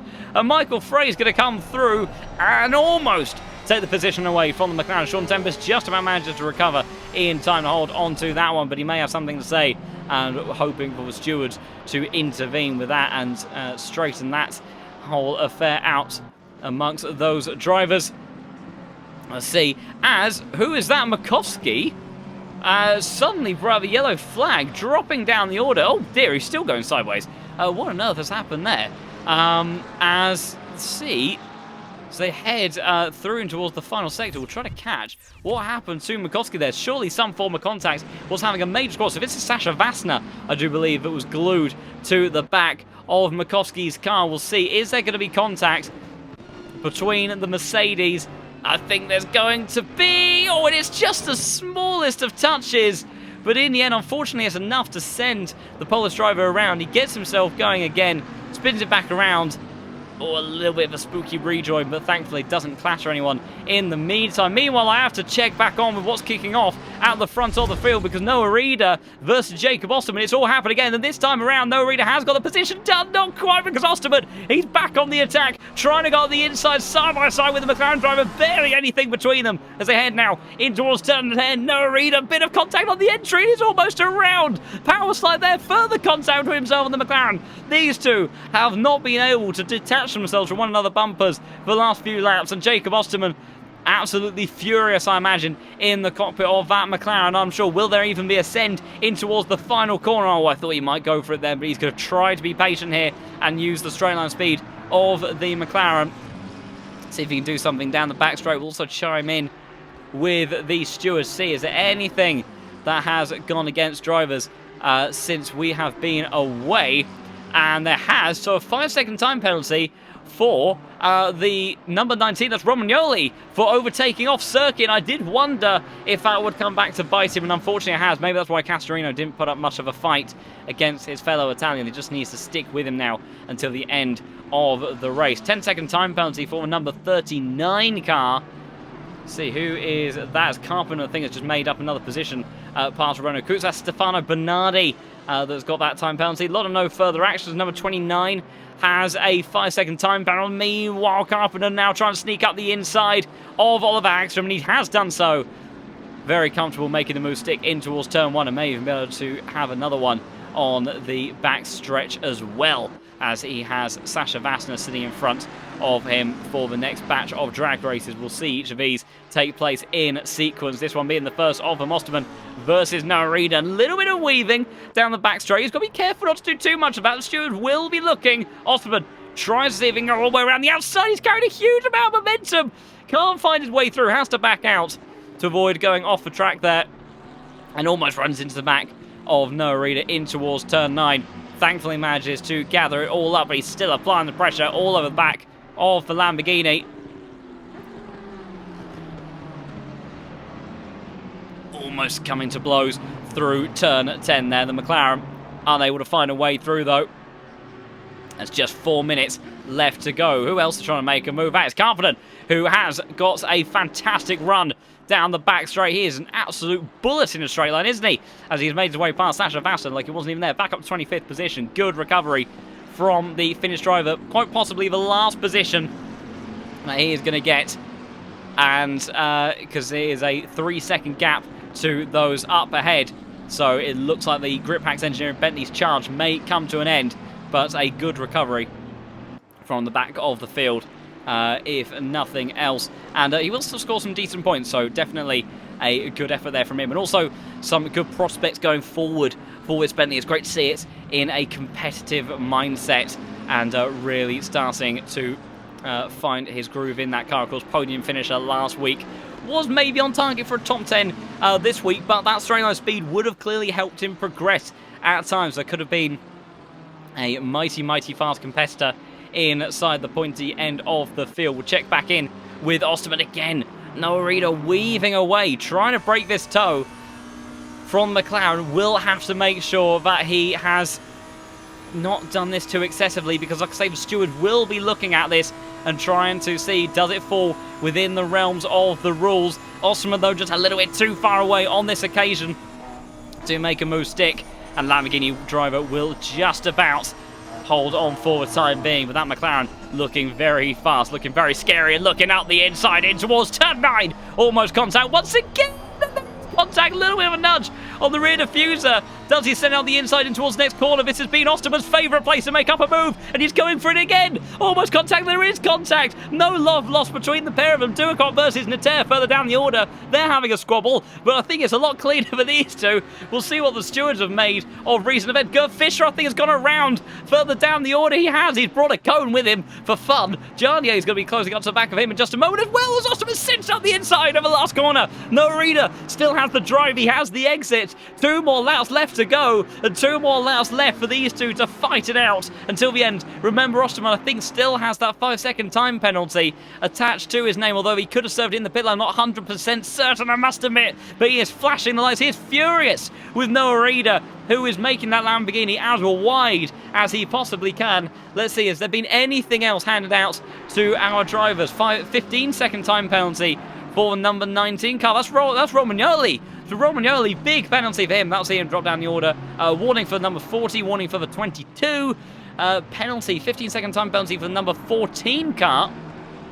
That car belongs to, if I can track them down, Sasha Vassner. So unfortunate stuff for his debut in that Unicorns of Love Mercedes, and that is it for the time being. But I can tell you that these incidents are under investigation. Stewards, I think, struggling a little bit at the moment. They're only a few minutes behind as it stands, but we could see some penalties coming in at the very closing stages of this race. But before that happens, we're going to see some more fights and battles between these drivers heading in towards the turn 8 once more. But the McLaren, he's not able to get past on this occasion, running out of opportunities. Got Hutchinson trying to make a move of his own around the outside of the Ferrari. That's Matty DeCampo, Honda versus Ferrari. Hutchinson clearly out of position with the contact he had earlier on, but he is not able to make his way through unless he can send one up the inside in towards turn 9. Don't think he can make that one stick though, but Osterman has sent it big time on the arena. Look, this has brought Romagnoli and Castorino into the fight as well, and Jacob Osterman on the penultimate lap has found his way back up into P7. Will try to grab, unless Norita's going to send one up the inside here. He's not, so we'll try to grab a replay of how these two swatch around, and we'll catch back up with them in a moment when they get to backstraight. Osterman, this has been his favourite place to make a move all race. Looks big wide entry and then sends one up the inside from downtown, but a little bit of rubbing between the pair of them. So far, it's only been a warning handed to each of these cars in the contact I've had so far, so no penalties right now dished out between the pair of them, but I'm not 100% certain whether or not Osterman has that penalty still carrying over from earlier, or if he served it in the pits. Meanwhile, though, it's almost irrelevant because no reader. He's got the run out turn 2, and he's set one up the inside at turn 3. These two are going to fight all the way to the end. They've brought the two Aston Martins along for fun as well. And I'll tell you what, Castorino could really benefit in all of this if the penalties do continue to follow through, as we'll try to check in on every battle that we can. Hutchinson versus DeCampo still kicking off, whereas Luke Whitehead, he's coming into turn 8 now. He's got far more peaceful time to the end of this race as they snake their way up the back straight. This is what Paul Ricard delivers every time we go racing here in the Pro Series. It is action non-stop, up and down every part of the field. Osterman trying to close back into Norita. He's weaving very dramatically here. Surely the stewards will have something to say about this. Osterman's going to be sent to the outside. Castorino, big contact down the back straight. Norita's around. Castorino just about manages to avoid being collected by the Lamborghini, who's still going around. Did he avoid it? He did. No, he didn't. Castorino going slow, I think, did clatter the Lamborghini there in the end. We'll chime back in with Luke Whitehead in just a moment, but it's all gone wrong in the closing stages. Big contact with Noah Reader. What will be said about that, I don't know, but all we can say about this man is a massive win for Luke Whitehead in the Porsche, the first Porsche victory in a long time. Incredible performance from him. Walsingham takes P2, Iemelo on for P3, Bischoff, Tingo van der Velde take 5th and 6th, Vancing Barrier will take P6, Osterman provisionally finishes in P7 with Romagnoli now finding himself potentially to claim some extra position. So does Castorino. Noah Reader's dropped all the way down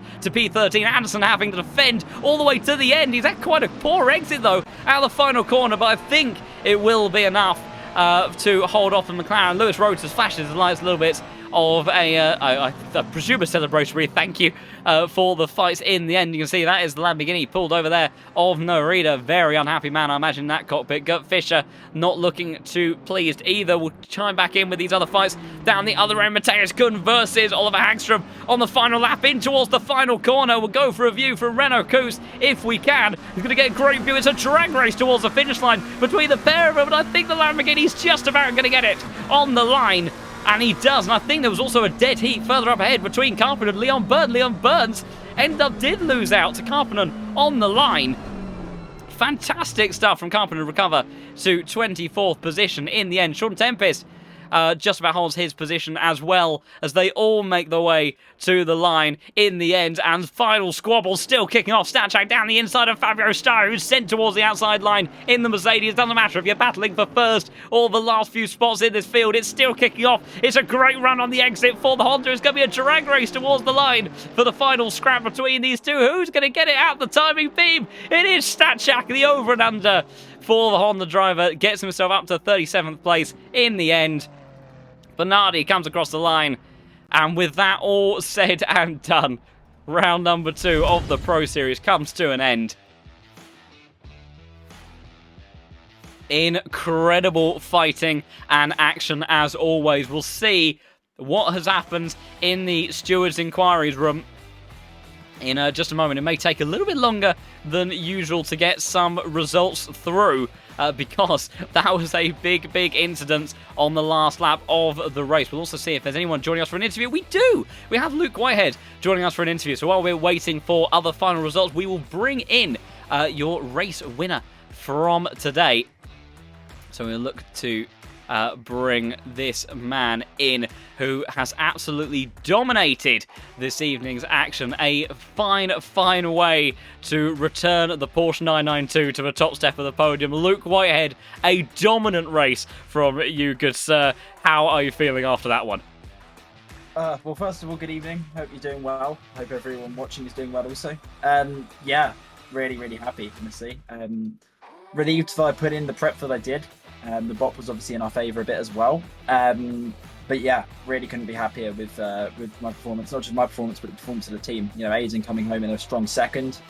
You know, 1-2 for the team is awesome. And yeah, we were very far ahead of the competition, which is always nice. You know, it's nice to win by any margin, but such a margin is even sweeter. Yeah, absolutely. I think it was quite possibly one of the only British front row lockouts from qualifying that we've had in the Pro Series. So a rather historic day for the UK in all of that one. But yeah, a mighty pole position lap. Let's just talk about that lap for a moment. How happy were you when Hutchinson gave you the slipstream of a lifetime down the back straight and you just saw that delta ticking further and further into the green? Did that up the pressure of the final sector? Were you gunning for the 51? What was the feeling in the cockpit at that point in time? No, I mean, I didn't really think anything, to be honest. I was just driving. No, jokes aside, no, it was amazing. I mean, I kind of hoped I'd get a slipstream. I knew that I'd get one, obviously, but I was, you know, kind of expecting Jade to keep going, and you know, I was going to get held up in the final sector if that was the case. But luckily, he let me go, and you know, I thank him very much for that. I was intending to repay him in the next lap, but I ran out of fuel, so I couldn't unfortunately do that. Maybe one of the future rounds, perhaps, but. Yeah, it was really good, and I actually threw away a 51.9 in the final corner. I had a bit too much ball spin. Running TC0 in a very scary Porsche is always very difficult, so you know, you're never going to get the perfect lap, but it was pretty damn close, obviously with the toe very much helping. So yeah, I'm really happy with the setup in the race as well. I mean, it was pretty much the best setup I've ever made. The car was just absolutely perfect. First stint is a little bit understeery, but then as soon as the temps went up, we just flew, and in the final stint, the car was chef's kiss. It was absolutely perfect, and I don't think I could have squeezed any more performance out of it. So yeah, I'm really happy. Yeah, it was a masterclass drive from you there. Also very interesting to hear that these TC0 strats are becoming more and more popular. It seems Tinko was you know, talking about the rather death trap like nature of the Audi from last season, and the TC0 philosophy on that one has made its way over to the Porsches as well. Very interesting indeed. I'm sure there'll be a few close listeners in the stream that'll be scribbling down some notes from some of the very best on the platform on that front. But yeah, clearly you were dialed into that machine. Of course, we know it's a car that you can extract a great deal of pace out of. And of course, Paul Ricard, you came very close to a victory last season, but this time around, it all came good in that 992. A fantastic drive from you. And the only other thing that we did see is that, you know, of course, an incredible day for you and Aiden to take first and second place. But we did see that undercut from Aiden. He got pretty close at one point. He was a few tenths away, and he seemed to just back off a little bit and pull out of a slipstream. Was that a tactical decision on that front, or was there concerns about maybe the pace of P3 closing out to pair of you if you squabbled away? What was the thought process in all of that? Yeah, I mean, the positive, obviously, having a teammate in second is that the likelihood is they're not going to do anything stupid or rash, and you know, the likelihood is you're a little bit safer than what you would be from other people. But yeah, I mean, I knew that the Lambo's straight line speed was a little bit weaker than the Porsches. So, you know, with my low wing setup, it was a bit lethal, but it was a compromise that had to be made. And a couple of other tricks as well, which helped my straight line speed. If I hadn't done that, it would have been a different race. But obviously, as I say, the Lambo was a little bit weaker down the straight, so I knew that I was safe. And that just meant that like I could obviously pit a little bit later, bring the tyres in really gradually, and like you saw that Aiden was kind of crawling all over the back of me at the start of the first stint, or the start of the second stint, sorry. And I was just able to say to him, like, you know, we'll just I'm sorry that I'm going a bit slower. I'm just bringing my tyres in, because in the Porsche you have to take the first few laps really slow, because otherwise they just die off really quickly. So luckily Aiden was, you know, pretty sensible and didn't try anything rash. Obviously a second place for him is a really good result as well. So yeah, we both played our cards perfectly, and it showed by the dominance that we had. So yeah, GG's to Aiden, and also GG's to Dario as well on the P3. Really good result from him, and also Mavix and Tinker on the top 5. You know, really strong showing from those guys. And I'm sure the next round's going to be, well, way closer than this one. I think I'm a little bit nervous moving forward. I think eyes are going to be on the Porsche a bit more now. Quite possibly. And speaking of the next round, the perfect segue into that next round, heading to the mountain of all places. Of course, where we had our grand finale of season 11, and going to Bathurst race circuit. How does that one sit for you? Because I feel like Bathurst is one of those circuits where overall, I think, you know, most drivers love it, but some are just that bit more fearful of it than others. Some, you know, absolutely adore the challenge, the thrill, the adrenaline that you get every time that you go over that top section of the mountain. Others, especially depending on the type of car that they're running at the time, can have some differences in opinions. You know, where does Bathurst sit for you in kind of on that scale? Yeah, well, I mean, I've made it no secret in the past that Bathurst is by far my favourite track, and probably my strongest track. I've got the quickest lap times in most cars around there, so it is a track I really like. But obviously, I know the conditions, and I happen to know it's a 90-minute race, which will be worse for the Porsche tyres. It's like 30 degrees ambient, which will be worse than the Porsche tyres, or worse for the Porsche tyres. It's also nighttime, and I hate nighttime races. And the Porsche has a really strong lap that I set at Bathurst. So the likelihood is it won't be very quick in quali, which will mean that it's even slower in the race. So effectively, all of the factors are really well in your favour then. Yeah, I mean, very mixed emotions. Very mixed emotions. I mean, I really like the track, and I know that when I go there, I'll be able to extract the absolute max from the car. Same with this round. I really do like Paul Ricard. So 2 really strong tracks for myself. But again, we never know until we get in there. I mean, there could be some, you know, some dark horse car that's not being boxed, and it will just be miles quicker than everything else. You never really know. But again, I'm looking forward to the challenge anyway, and what will be. So yeah, I think you guys should all be very excited for that one. It's going to be interesting. Oh yeah, you have. Trust me, we very much are. You know, as we were excited for the new season with the custom bot. We were excited going into tonight because we knew Paul Ricard was going to put on some incredible racing, and Bathurst. I mean, there's not much more that needs to be said about that. It's an incredible circuit, and it always puts on some spectacular racing. And yeah, I have no doubt it will be another thrilling one there. So fantastic. Big congratulations to you once again, Luke, on tonight's victory. A dominant masterclass performance from yourself. And also congratulations over to Aiden as well, your teammate, for a fine day in the Veloce camp. And also, hopefully, you know, may even catch a bit of a word from you next week after we visit the mountain. But best of luck heading into that one. Thank you very much. I hope to see you again next week. But well, another week at least in the season would be nice. But yeah, take care of yourselves, and I'll speak to you another time.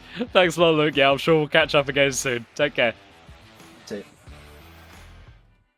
Great stuff then to hear from your race winner from tonight, who took that fantastic victory. And yeah, we did see him. We kind of thought a little bit of a time there was a little bit of team play in all of that. But I think, you know, in the end, you know, Luke Whitehead quite clearly very deserving of that victory. He was quite clearly on another level in terms of pace, extracting fantastic lap time from that Porsche, and a mighty force to be reckoned with, as he is a man on a mission, bringing that 992 back to a competitive point. Will it carry over to Bathurst? We will have to wait and see, depending on how all of the bop shenanigans end up playing out. All things being well, we should end up with a pretty even playing field across the grid. But of course, it is always the way that there'll be cars that have a little bit of a back and forth from time to time. You know, the Bentley very strong last week.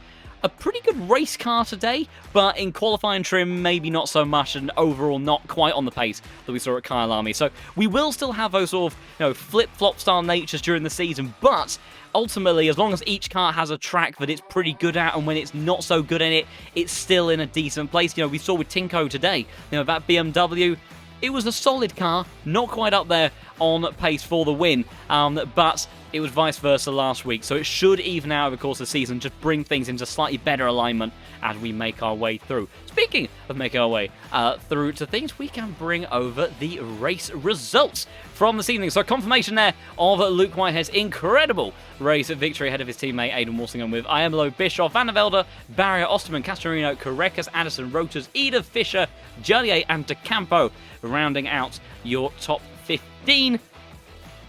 Heading over onto the next page with Hutchison. Disappointing day for him, dropping 6 positions. Duacop, Niter, Pagano, Romanoli, Coesfeld, Foch, Appel, Carpenter on his recovery to 24th with Bernd Kuhn, Hagstrom, Drexler, Rainier and Coots down to the end of the top 30. And as we make our way onto the last page, we have Makoski, Tempest, Manson, Colbo, Brennan, Vastner, Frey, Stachak, Steyer, Vitschorka and Bernardi as your finishers from today. And I think everybody actually finishing this one, which is nice to see. Sometimes we do have some cars making their way out of the server a little bit on the early side, but I think Carpenter had the most commendable race there. Had a drive-through penalty very early on, I'm sure much to his disappointment and to the despair of those that were supporting him in the chat, but still a good recovery for the man in the Bentley. But that is all the action then that Paul Ricard has to offer for this week, and another big thank you to all the incredible support from you tonight. We made it well over 700 followers by the end of this stream, so another fantastic milestone as we continue and astonishingly climb towards a 1,000 follower marker, which just seems ludicrous. This channel over here on Twitch has barely been going for a couple of months, so it's crazy to think we're heading that rapidly up towards there. But it's been incredible to have all of you joining us over the last few weeks, the last couple of weeks of this very exciting season 12, and loving having you here as part of this journey away. If you have enjoyed the action that you saw this evening, do consider giving the channel a follow, because of course we will have more of the action from the Case King Pro Series on the coming weeks with all of these fantastic and exciting rounds, and of course also with Christian Now on Sundays bringing you the endurance racing action as well. So there'll be round number 2 of that this week as well, so stay tuned for all of that. But if you have looked at the evening's action and thought, I fancy a little bit of a go at this myself, and why wouldn't you? Fantastic prizes on offer, great racing, and you can see anywhere in the field you were bound to have one of the greatest battles of your lives when participating in the world of LFM. You can head over to the lowfuelmotorsport.com website, get yourself a license, get yourself signed up and work your way through the ranks, and you can get some fantastic prizes from championships like the Pro Series. Now, of course, also our more weekly style championships as well that we have running on elsewhere with the Endurance Series, as well as a lot of other championships as well. The daily racing, of course, also on offer for all of your motorsport goodness. And if you look at ACC and think, that's great and all, but it's not quite what I want to do, then you can also head over to the world of R-Factor 2 that we have on the LFM platform, and you can get yourself involved in some great racing over on that platform as well, where there is lots of variety to be had. The Nordschleife, if you want as much of a scary challenge as Bathurst, that is obviously something that unfortunately we don't have in the world of ACC, but you can go experience it in all of its terror in the championship we have hosted on that as well. So lots of stuff for you to get yourself stuck into and experience the world of LFM. And if you just fancy being a part of this ever-growing community and really enjoying everything that it has to offer and just share all good things motorsport, whether it be in the real world or the virtual world, or even just send pictures of your pets, really. We're a friendly bunch. We have a laugh over in the LFM Discord. Then do head over there as well. It'd be lovely to have all of you joining it there, as well as we continue to grow this wonderful community. You can stay in touch with all the latest news and goodness as well, with of course, up some interesting things on the horizon where you can get yourself involved with some votes from time to time of what you would like to see up in the future of LFM as well. So you can have your say, whether it be from a driving perspective or from a viewing pleasure as to what comes up in the future. So head over there as well. It'd be lovely to have you there too. But with all of that said and done then, thank you everybody so much for all the kind words, the amazing support once again here in the Pro Series. Do not go anywhere. We'll be back same time, same place next week, where the best drivers on the platform take their time over the challenging Bathurst race circuit. The formidable mountain. Will Tinko return to winning ways? Will Luke Whitehead surprise himself and take a victory at one of his favourite circuits, even though the bot may not be in his favour? We'll have to wait and see. Or will it be a newcomer to the championship? Don't go anywhere, and we'll be back to find out all of that. But for tonight then, it's goodbye.